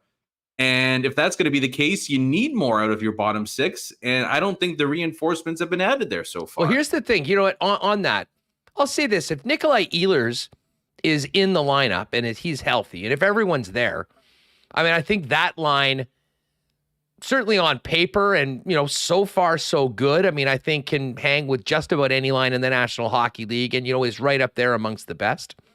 The question mark was how the second line was going to go. And listen, I've been really impressed with what Wheeler's brought so far, and you've sort of pointed that out. I think Cole Perfetti's getting better and more comfortable each and every game with handling the grind of that role. The guy that's been kind of little up and down so far is Pierre-Luc Dubois. And, Dubois, there was all the baggage with him coming in after the offseason, and, he certainly seemed to put on a brave face. Sometimes, though, he seems to be just doing his own thing. I don't know if you feel that the same way. I mean, some of the penalties that he's taken, some of the, negating a power play 2 seconds in last night. I mean, that's just dumb. I don't know any other way to put it. But there still is that edge and that package that Dubois brings that if they can get him kind of playing his best, then I think the Jets top 6 actually can match up against most, because the big questions were Blake Wheeler and Cole Perfetti. And so far so good, I think, with both of those guys. Yeah, no, I mean, it was funny in the first period against Vegas. There was an instance with Dubois, and it kind of mirrored what I had seen through 3 games. And I wrote down to kind of define Dubois' game. You got to get your head out of your rear end here. And then he goes ahead and scores the next shift. It's like, oh, okay, maybe he did. Maybe we're going to be okay. So it's tough, right? Because it's so early. And so all we have so far are these 4 games, and I'm guilty of it too. Like, you want to make sweeping declarations and defining judgments on what this team and what certain players are right now. But I gotta be honest, I'm pretty concerned about Dubois right now, because I think your assessment is spot on, that you're watching him out there, and for large chunks, it's just what are you doing? Like, are you interested? Are you ready to go? Like, I hate to say it, but it's like, are we getting Columbus 2.0? Are we getting the Shift 2.0? Like, what's going on here? And then you have the penalties, which were a problem last year, right? I mean, I think he led the league in minor penalties and was pretty close, if not over 100 penalty minutes on the season. He was. He also drew a ton last year. Yeah. And no better example of that. I'm still laughing about the coincidental holding minors that Dubois and that guy took in Colorado. Like, I mean, we joked yesterday, like, we'd have to talk to Elias as to when the last time coincidental holding penalties were called on the same guys. Yeah. But that was just sort of the give and take of Dubois, because when he's on his game, when he's crushing the net, when he's playing big and strong the way he is, and, having confidence with the puck, he'll draw his fair share of penalties, with the other opponents, but he's also getting the referee to put his arm up as well. And as we know, especially as currently constructed, you cannot be given freebies, especially to teams like the Colorado Avalanche or the Vegas Golden Knights, as the Winnipeg Jets are presently constructed. Yeah, even with Connor Hellebuck in net. And even with Neil Pionk at 4-on-4. But yeah, they'll kill you, right? And that, I mean, the penalty against Vegas is so brain dead that you like it's benching worthy. I really, really dislike that penalty. But like, there's a give and take too, though. Like, I can stomach if Dubois is out there and he gets a roughing penalty in front of the net, or it's a goalie interference in front of the net, or he bashes a guy along the boards and he gets like almost like physical related penalties. Like, I can handle those and maybe trying to get him to turn the intensity down a little bit to a point. But for me, we haven't seen that guy yet this year, and the goal was great, and maybe that kind of kickstarts his game, but. If you're going to take penalties, make the opposition pay for them a little bit, as opposed to kicking the skate out 2 seconds into a 5-on-4. By the way, PLD's been lurking in the chat, has not said anything until this has come up. PLD says, Dom, sure, okay, watch Saturday. And then he's done with this. I'll score Saturday. See you all Monday. PLD, okay, we will be here. Be more than happy to eat our words. Yeah. Hey, just quickly, quick look ahead. I mean, what do you... when you think about this matchup tomorrow against the Jekyll and Hyde Leafs team that's lost to a couple real bad teams and a nice win last night, as currently constructed, what are the keys for the Winnipeg Jets to getting the result that they want in front of the home fans tomorrow night? I think I've been a pretty big defender of the Maple Leafs over these past few seasons. I think I'm ready to jump ship. I don't like that group of players anymore. And I think, look, you got a real fragile group on your hands, I think. I think you've got a coach and a GM, but, specifically with the game day, with the game day roster, I think a coach that knows he's on a massive, massive hot seat right now. I wonder if there's a bit of a disconnect between, him and some of the elite guys on the team when you call them out and then walk that back less than 24 hours later. It's just kind of a stinky vibe out there in Toronto. I really do think this is a team the Jets can take advantage of. And they've played Toronto pretty well at home in the past, and especially in some of these primetime games. So I think it'll be a beauty. But I'm more concerned about this, honestly, from a Toronto side of things than I am a Winnipeg side of things. I don't think the Jets are going to self-combust in this one. Honestly, man, I am not going to be shocked. I talked about this in our episode that came out this morning. And my little brother asked me, who coaches on the hot seat, things like that. I'm not going to be shocked if we see Barry Trotz coach the Maple Leafs at some point this year. I'm dead serious. I really like, hey, if you want, I don't know how many guys that are going to turn down $10 million to coach for about 50, 60 games, something like that. But I'm just not going to be shocked if we see the Leafs pull out all the stops this year. I don't know if Keefe is the right guy to try to lead a talented but certainly flawed core there. So I guess positives to look forward to. The Jets have a history in the past of being coach killers. Maybe if they turn it up to 11 on Saturday, the Toronto Maple Leafs are the latest victim of that. Well, and speaking of PLD, who's just in the chat, said, I'm scoring Saturday. I'll see you all Monday. We also remember his head-to-head battle with Austin Matthews, and I would love to see that matchup tomorrow night. And hopefully Rick Bowness will go that way, assuming that he's back on the bench. Brandon, always great having you on the program. Enjoy the game tomorrow night. Have a great weekend, and we'll catch up with you next week. Beauty. Sounds good. Have a great weekend, everyone. Good stuff, folks. Check out the new skates and plates out now, and make sure you subscribe and follow Brandon as well on Twitter at Brandon Rewucki. All right, Marbles coming up. You know what's up on Friday afternoon, but we're going to talk a little NFL right away. Big news last night in the league from Lee Hacksaw Hamilton. Before we do that, no Bombers this week, but they're back at it. Final regular season next week, and then the West Final on November 13th. Tickets on sale now. Get them while you can. And make sure to plan to check out the Princess Auto tailgate zone before all Blue Bomber games. It's been the place to be. An incredible atmosphere all season long.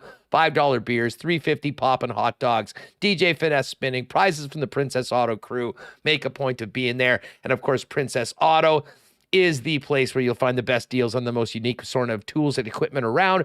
Everything you need to complete the projects on your list or start something new is at Princess Auto. 2 locations in Winnipeg, Panet Road, Portage Avenue West, and you can shop online 24/7, 365 at princessauto.com. And, of course, our friends at Culligan Water have been with us for a long time and continue to do so, and they've been with Manitobans even longer, 65 years in the water game as the go-to specialist for all things H2O. Water softeners, filters, bottled water coolers, whole home systems, and drinking water systems, not to mention citywide water delivery services and commercial and industrial water products and solutions. Pop down and see them at 1200 Sargent Avenue. You can give them a call at 694-5180 and check out all their products and services for you, your family, for the home, cottage, or business. Online at drinkculligan.com. Hey, getting into the weekend, we know everyone doesn't mind tipping a little of Canada's favorite Canadian whiskey, Canadian Club. But for you whiskey lovers, a very limited drop. The final, 5th and final release in the Canadian Club Chronicles series is coming up on November 5th. The Canadian Club 45-year-old. It's going to be released at the Manitoba Liquor and Lottery Spirits of Distinction release Only 80 bottles are going to be available in the province of Manitoba, retailing at $449.99. If you are a whiskey lover, be sure to keep your eyes out to Manitoba Liquor Marts for one of the 80 bottles of the 45-year-old Canadian Club being released very shortly. And hey, got a chance to... I didn't go out to Boston Pizza last night for the game, but I did watch the football game at home, then went and picked up the pizza flights. Love the pizza flights. They're on special and on featured right now on the fall menu. And it's a great thing to add for you and the gang when you're getting together at Boston Pizza to watch NFL football. And while you're there enjoying beer specials and pizza flights, you'll also be entered to win one of 2 trips to see the Raiders and the National Football League down in Las Vegas. First trip is November 11th to 13th, and it includes airfare, hotel, NFL game tickets, and a bonus Vegas Golden Knights game, and they'll do it again on New Year's Eve weekend. Watch the NFL and enter to win at any local Boston Pizza here in Winnipeg, Morden, Portage, Selkirk, or Steinbach. All right, let's talk a little NFL right now before we drop the marbles. Lee Hacksaw Hamilton joined us now. Saw, what's up? How you doing? I have to laugh every time you bring me on because you start doing these pizza commercials and it's lunchtime back here on the West Coast. How dare you do that? And I chuckled. You did your sales pitch for Culligan. I started in radio as a very young broadcaster in Appalachia. And one of the sponsors of all the things I did in small market Appalachia was, hey, Culligan, man. So, yeah, I subscribe to all the stuff that you're selling right now. How are you? Boy, did we have a thunderbolt of a story overnight. We got big games this weekend, and what a week of controversy at the league owners meeting. Well, for sure. Hey, listen, just before we get to the National Football League, I can't not ask you about the baseball playoffs with the Padres in the NLCS. What's the vibe like there in SoCal with the Padres without Fernando Tatis battling for a trip to the World Series? 4 hours from now, they play the Phillies in Philadelphia. Series tied 1-1. Next 3, Friday, Saturday, Sunday in Philadelphia. Won't be easy. Citizens Bank Ballpark is a bandbox. Phillies just hit home runs after home runs. Padres going with their big game pitcher, Joe Musgrove. Took me 2 days to get my ears to stop ringing after the games against the Phillies and prior to that, against the Los Angeles Dodgers. Nobody saw this coming. This team is hot. This team is healthy. And those are the things you need to be in the playoffs. Whereas the teams they beat, the Mets and the Dodgers, were not. And that's why those guys are on vacation. So who knows where this goes? I mean, Hustler, it is stunning to think a team that lost 34 games to sub-500 teams this year and a team that was sub-500 against the good teams in the league is 3 games away from going to the World Series. Go figure that out. But you're hot, you're healthy. That's the right time. And Padre baseball's just taking over this. Well, I hope hopefully we'll be able to keep talking about the Padres next week when you jump on with us. But let's get to the NFL. Listen, Thursday Night Football, we actually had some points. There was a few touchdowns. Those had been endangered species on prime time as of late. But what stole the show last night was not anything that happened between the Saints and the Cardinals. It was what happened between the Carolina Panthers and the San Francisco 49ers. Christian McCaffrey traded to the Niners for a second, a third, a fourth round picks this year, a 5th round the following year. They didn't get the number 1 because they didn't have one.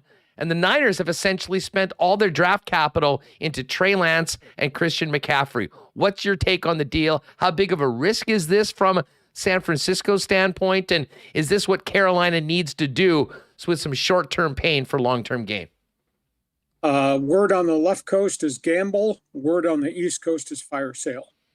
David Tepper's a very impulsive owner in Carolina, made a terrible mistake in the hiring of Matt Rule as their head coach. He's on the hook for 4 more years of that contract.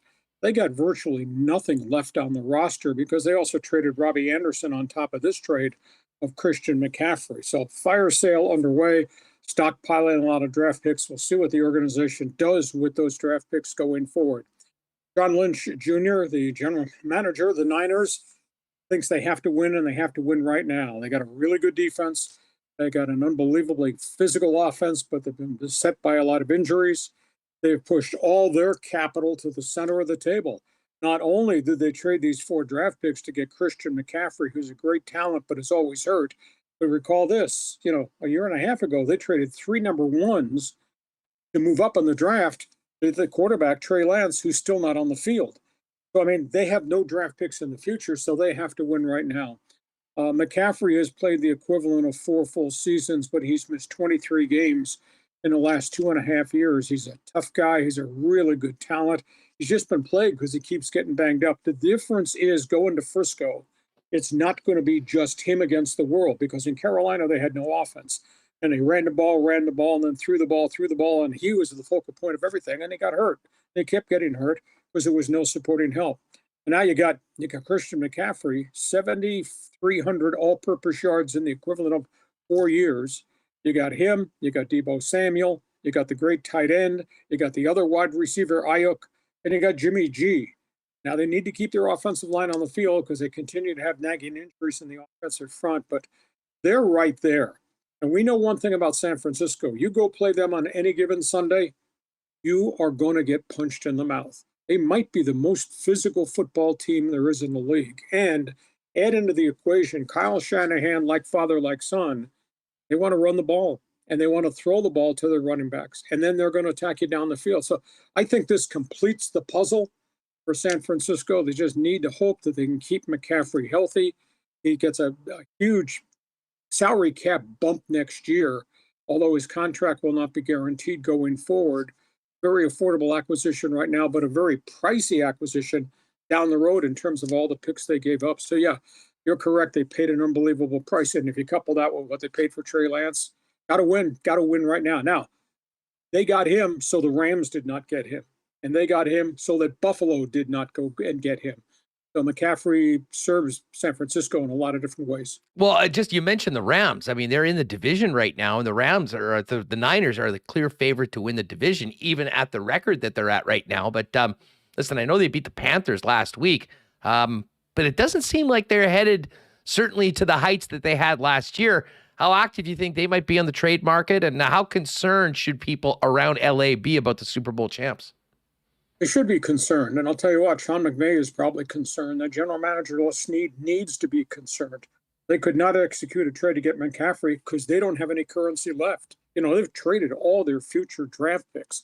Must be something in the water in Los Angeles because the Rams have done it, and the LA Lakers have no first-round picks till 2027. So, I mean, it's a big issue. They traded to go get star talent in LA. They sign them to hefty contracts. They're choked by the salary cap. They have no future number one draft picks. And they did win a Super Bowl. So this is all kind of circled back to them now, Hustler.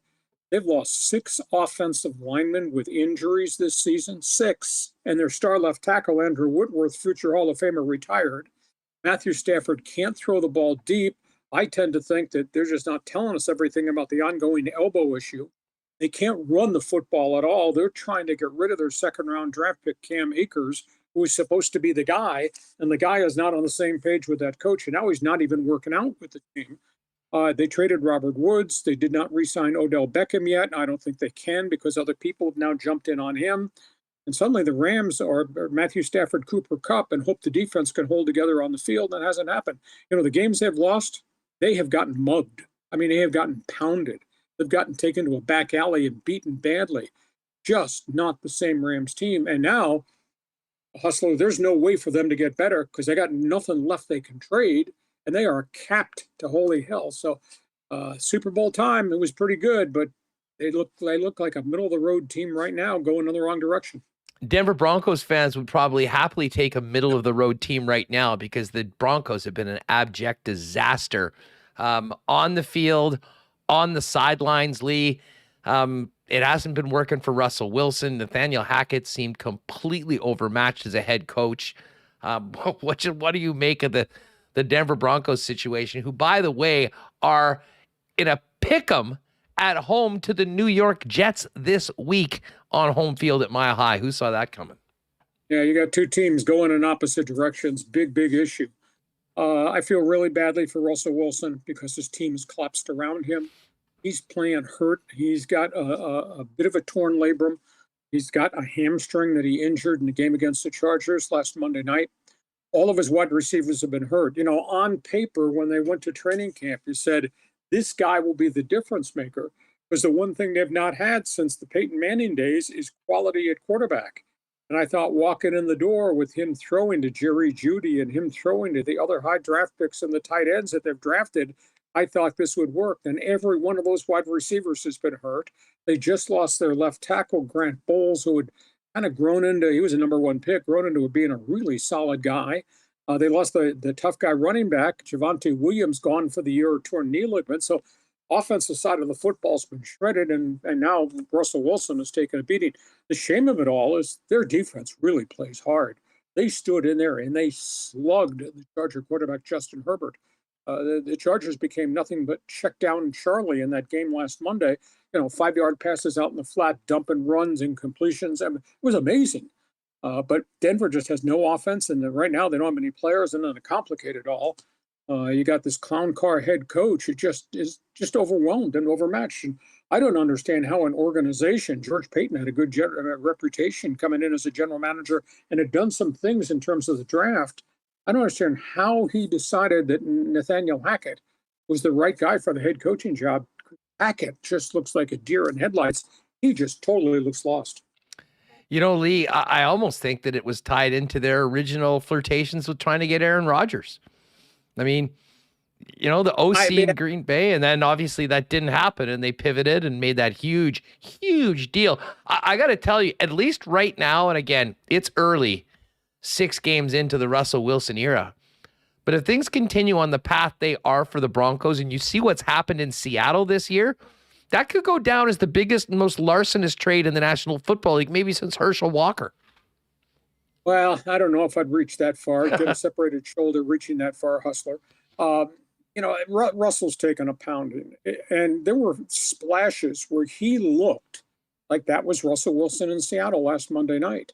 He moved the pocket, he ran some, he created some plays along the way, but at the end of the day, over 4 quarters and all those possessions, they just could not move the ball with any consistency. He went, I think it was 5 for 18 in the second half of that game throwing the football. Russell Wilson, 5 for 18. So I just think it's a byproduct of all the injuries they've had, and then obviously garbage play calling. And, oh, God, if I was doing a talk show in Denver, I'd be getting sued for sure. But and that's such a great football city.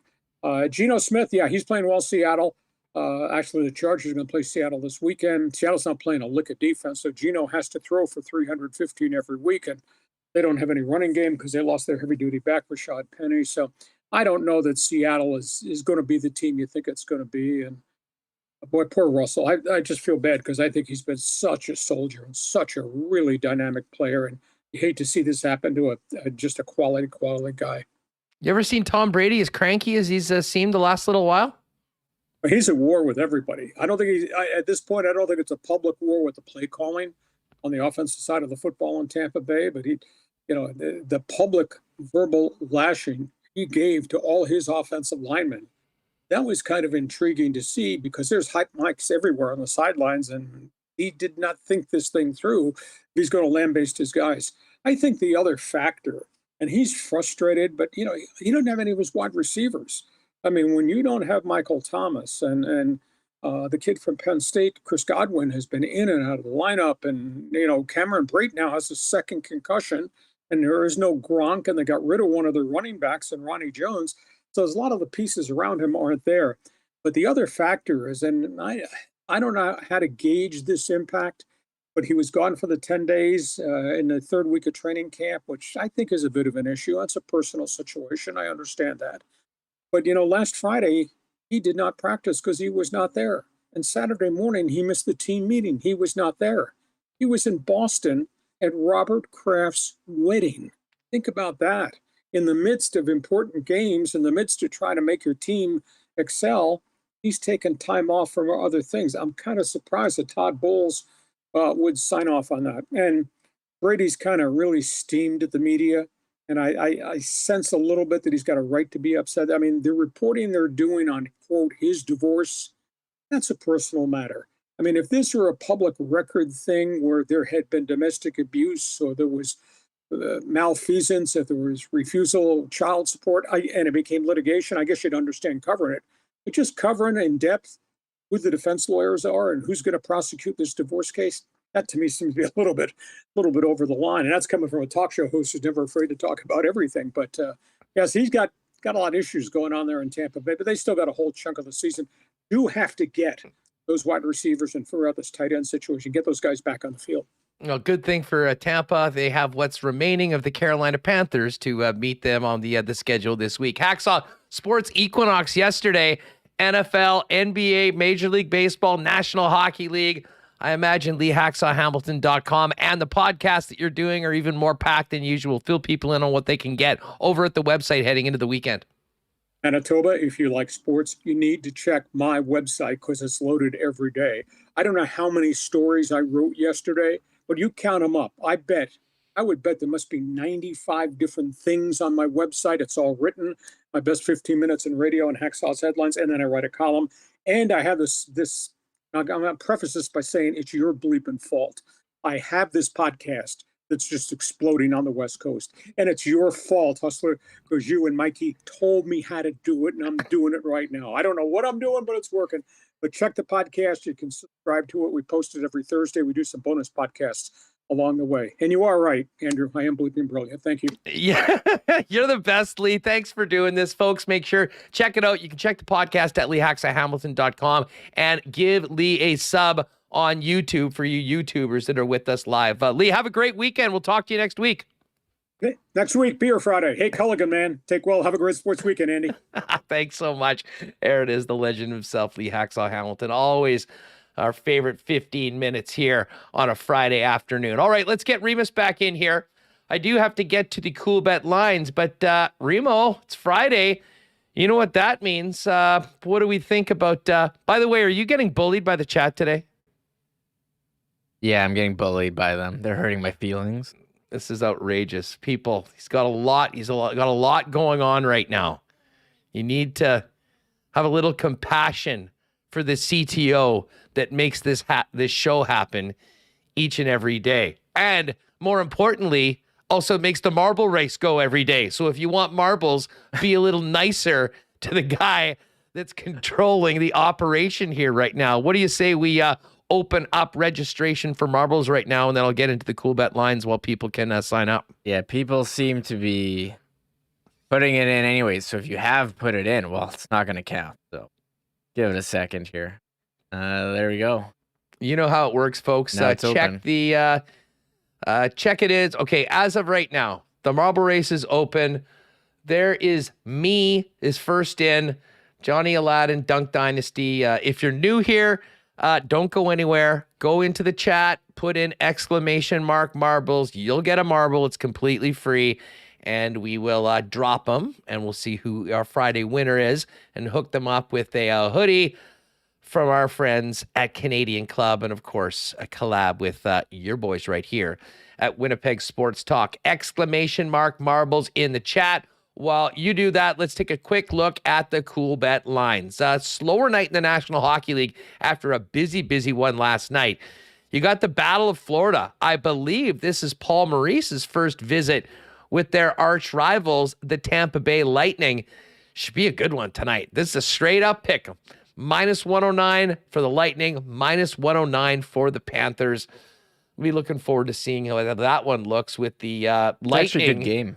Yeah, it should be a great game with the Lightning coming in. Of course, the Panthers defense really banged up right now, but so many new players from last year's. This will be a very different look for the Lightning-Panther rivalry as opposed to what we saw last year. And we've got the Detroit Red Wings at the Chicago Blackhawks, a little tease. This was my Coolbet pick of the day. I like the Red Wings. I think they've looked really good so far this season. 2-0-1 on the year. Blackhawks have one win against the San Jose Sharks. I'm not expecting much from Chicago going forward, so I jumped on Wings -114, and give Coolbet Canada a follow on Instagram and Twitter for the daily picks from the Lock Shop. By the way, our favorite Lock Shop of the week, the NFL Best Bets for Sunday, dropped a little earlier today. Follow at Lock Shop Bets on Twitter. Subscribe to the podcast, and you can check it out as well on our Twitter feeds, myself and Dustin Nielsen's. Final game of the night, Kraken and Avalanche. Avs -250, Kraken +205 on the road. Major League Baseball playoffs, 2 games. One game tonight, 1 game tomorrow. Phillies and Padres this evening. The Phillies, a very slight home dog, +104. Lee's Padres minus 118. And tomorrow, the Yankees try and get back, try and get on the board at home. Minus 141 are the Yankees, and the Astros plus 125 on the road. And of course, the entire National Football League slate of games is up for the weekend. We mentioned those Buccaneers. That line was 11 yesterday. Christian McCaffrey's since been traded. Tampa now 13.5-point favorites on the road. Couple of other games that I like. Detroit's getting some steam. Got them at 7.5 last night. They're now plus 6.5 against the Dallas Cowboys. And the Giants looking to go 6-1, taking on the Jags. Giants are 3-point underdogs. Packers 4.5-point road favorites against the Washington Commanders. And then this game that earlier was a straight-up pick. I'm a little bit better for the Broncos right now. Broncos 1-point favorite at home against the New York Jets. And the game of the week, a little nervous about this one. Chiefs at Niners. Super Bowl rematch of a few years ago. Chiefs a 2-point road favorite against San Francisco and minus 132 on the money line. Tomorrow on the Lock Shop, we will crank out our favorite parlays for the weekend and drop our special Lock Shop partner parlay, which you can always find on the weekend over at the Coolbet exclusives. If you haven't bet at Coolbet before, use the promo code WST, get you a 100% bonus up to $200 on your first deposit. All right, Reem. Last call for marbles, everybody. Exclamation mark marbles if you haven't got them in so far, although it does look like we have quite a bit. Many entries already. Good luck to all the regulars. Welcome to everybody that's new. Get ready for what should be a fun end to the week here on Winnipeg Sports Talk. And let's see, who else do we need to put in? I think we need to give Axel a marble, Reem, the newest member of the Winnipeg Jets. I think we put him in last week. Oh, did we? Didn't we? Okay, he made his debut. I don't remember. Last week's marble race was at the arena, and I was all... That's right. That was a crazy weekend or crazy day for all parties involved. Well, let's get Hacksaw in. Carlo Colaiacovo making his debut in the marble race. Oh, I'll put Carlo, sure. Brandon gets a marble. Okay, wait 1 sec. Sorry, I haven't really closed the race yet. Are we putting Axel in? Yeah, let's give Axel another one. Axel JF, okay. Axel JF, exactly. All right. Carlo. 10, 9, 8, 7, 6, 5, 4, 3, 2. Last call for marbles. Exclamation mark marbles. 1-0. Pionk definitely needs one. Pionky Tonk man. Okay. For his incredible performance this week with 3 goals. Can't believe he's matched his total in 77 games last year, Remo, in the first 4 of the season. Yeah, I was looking at his hockey DB yesterday, and after he's had the 2-goal game, I was like, oh man, he only had 3 all of the past 2 seasons. He had 3 in each of them, and then he had another one to equal that. So he said Pionk was going to bounce back, and the offensive numbers are certainly there through 4 games of the season. Well, Rick Bowness said our D is coming, and certainly Pionk bought into that. You know what? We got to give one to Bowness too. Bones to get back on the bench. I think it's only right that Bones gets a marble as well. All right, let's get this set up. WST Canadian Club collab hoodie available for our winner today. If you do win, you're going to need to fire us an email at winnipegsportstalk@gmail.com. Shout out to Tom, who was one of our earlier winners that had a bit of a problem this week. We'll look forward to getting set up with you, Tom, Pie Boy. And as I said, we are waiting on... Monday. What's Monday? We're getting the new XXLs. Oh, those. Okay, perfect. That. I was also going to say that we are awaiting, hopefully by the end of the month, the new shipment of a new run of Winnipeg Sports Talk New Era hats. And, folks, the debut of the Winnipeg Sports Talk toques as well, also done by New Era. They are awesome. We cannot wait to get them in. And you'll be the first ones to know right here on Winnipeg Sports Talk. All right, CTO, take it away. By the way, you got to be subscribed to win. So if you are in the marble race or you're just here, you should do it anyways. Help the fellas out. Hit that red subscribe button right there on the YouTube channel. And for those of you that are listening on the podcast, wondering, why are they always talking about the marbles? You got to get in here on Friday afternoon and join us, and make sure to hit that red subscribe button and help us grow the Winnipeg Sports Talk channel while you're here. Where are we going today, Capitano? Well, we can check, but I think we got to hit the... Oh, exactly. Do you want to do it? Let's get... And actually, that was one thing that we missed last week with everything going on. So for those of you that have been waiting for the dulcet tones of one Tristan Rivers music, we can't do marbles until we hit the music. It's Friday. Another week of work's gone by. You deserve to treat yourself, maybe an ice cream cake or a bottle of rye. The whole day, so last you can't deny. Why you've ever given for pleasure, you might like to try. It's not a marble race.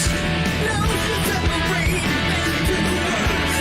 Marble race. Just play marbles with the punctuation first. Marble race. Don't spam or you will suffer. Marble race. No marble race too late. Let's go. All right. Marbles time on WST with the muse of the Winnipeg digital sports team, Tristan Rivers Music, our guy. All right, what are we thinking, Reem? Where are we going today for our Friday marble race before we dive into the weekend?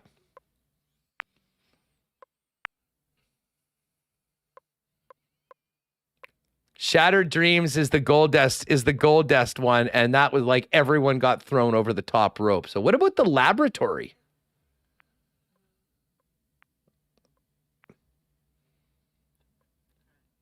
Perfect. Current names. Oh, I'm on me. This is the current names. What do we got here? 169 names. Wow, what a nice number of names we got. Absolutely.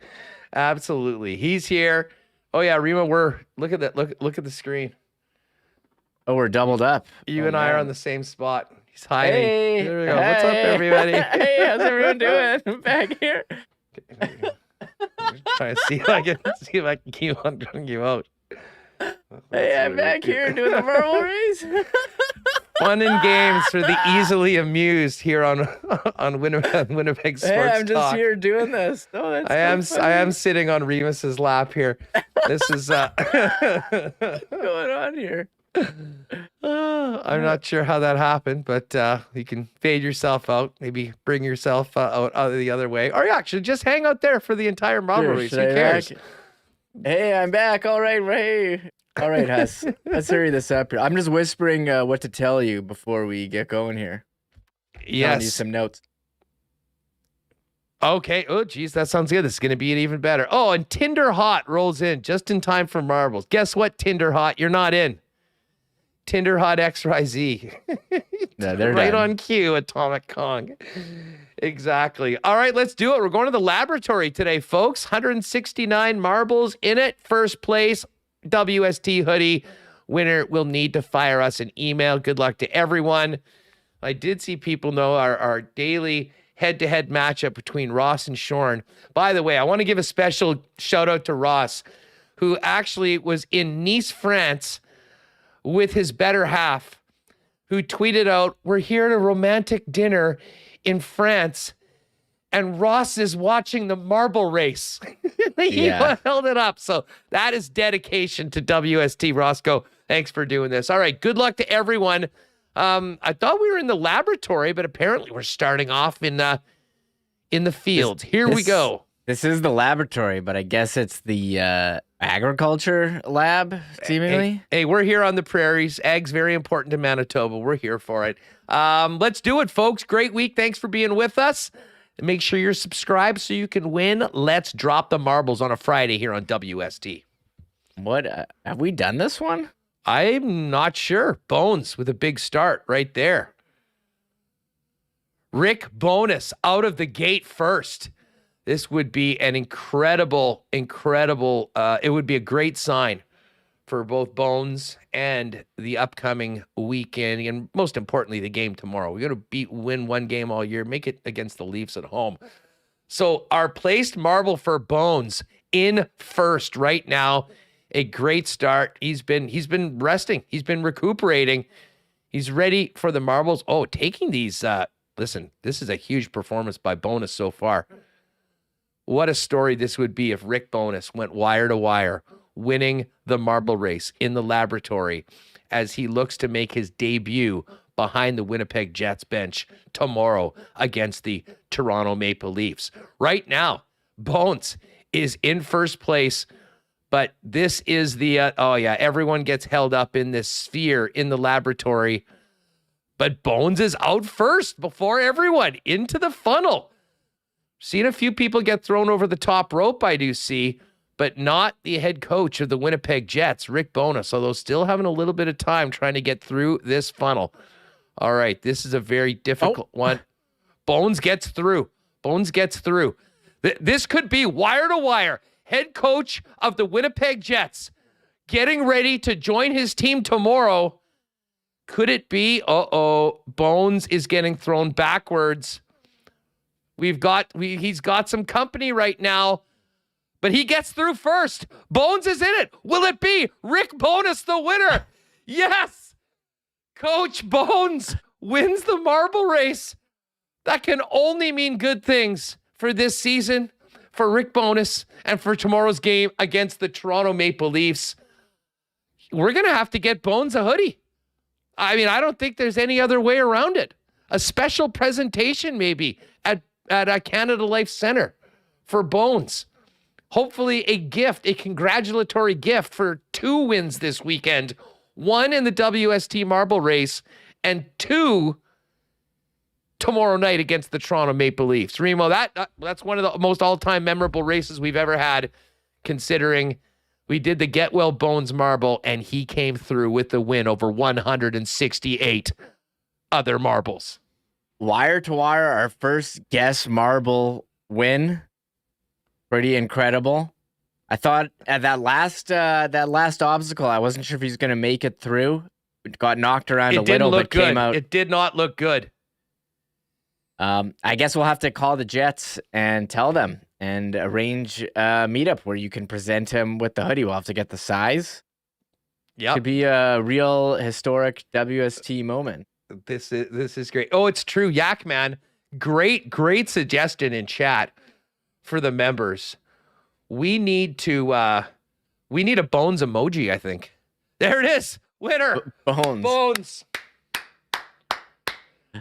Congratulations to Bones, Rick Bowness, Winnipeg Jets head coach. Hard to believe he won a WST marble race before he won a game on the bench of the Winnipeg Jets this season. That is just the way that it's all happened. To be fair, we have put him in the race like pretty much every week since he's been hired, I think. Quite a bit. So he's probably been in maybe 2 or 3, but tell you what, there's a lot of people that have been in dozens that have never even sniffed the top 10. That's true. So a historic win. And I think this might be our first guest marble victory. So you'll all remember where you were, folks, when Rick Bones won the WST marble race here on October 21st of 2022. As they say, I hope that's a good sign for tomorrow. Got to beat the Leafs. Well, that was a hell of a way to finish the week, everybody. Chat seems to be loving it. Yes, the WST marble bump. Exactly. We'll have to get him on the show. We'll come down. Maybe we'll record it, a special presentation. We'll chat with Bones about how he's doing and then hand over the marble to him after an inspirational victory. I think that's the only way we can describe it. Congratulations, Coach Bowness. Good luck tomorrow, and good luck to the Winnipeg Jets tomorrow. Great week today and real fun show. If you pop by later on, looking ahead to tomorrow's game, get back to the start of the show. Carlo Colaiacovo came on with us. Great insight as to both the Leafs and what he's thought about the Jets so far and tomorrow's game. Of course, great Jets conversation with our guy, Brandon Rewucki, as well. And nobody Nobody more popular in the chat than our weekly visit with Lee Hacksaw Hamilton with the NFL Notebook. Remis just going to roll through the list in case you maybe had a side bet with a friend as to who was going to finish first. Hopefully there might be some people getting out of work early based on the results today. And then everyone else that got DQ'd yesterday or thrown over the top rope. Oh, Pionki Tonk Man got thrown over the top rope, as did Axel JF. Well, the story of the day, of course, Rick Bowness, a historic win in the marble race today. Congratulations to everyone that played. Shout out to everyone. Rest of the top 10, Bones, Dale Barazuk, John Elliott, Jay Miller, Kitty Pup 1000, David Asplin, Ken 007, Bullish Bradley, Winnipeg Walker, and Robert Palmer. Well, I don't know, Reem. I mean, I think we should give it to Bones. I mean, this is sort of a special historic win for Bones, I think, and we only have a few. So I think we will do that. Dale, if you want to hit us up, we might be able to do something for you as well. Winnipeg Sports Talk at gmail.com. That's going to do it for us. Remo, what do you think? Win tomorrow night? Well, after Rick Bowness just won the marble race, yeah, obviously. Yeah. So I think it's pretty much guaranteed now. Let's see. Do we have a line yet for that game yet, just before we go? I don't think so. Let's just see. Jets plus 118, Leafs minus 139. So a little home dog. We always like those. Anyways, we'll hit that tomorrow. Maybe have a little bit on tomorrow's Saturday lock shop on tomorrow night's game. We certainly will get to our favorite parlays for Sunday in the National Football League. All right, gang, that's going to do it. Fun way to end the week and end the show. Thanks so much for being with us. Tell a friend about Winnipeg Sports Talk, where they can find us. Subscribe on YouTube and your favorite podcast platform. Have a great weekend. Certainly a ton of sports to get to, and we'll break it all down with you on Monday. Looking ahead to the Bombers' final game of the season, and it'll be a game day as well with the St. Louis Blues in town on Monday night. For Michael Remis, I'm Andrew Paterson. Have a great night, everybody, and a great weekend. Thanks for being with us. Oh my God! Oh! Shut it down! Let's go home! Thanks for tuning in to Winnipeg Sports Talk Daily. Make sure to subscribe on YouTube and your favorite podcast feed at winnipegsportstalk.com.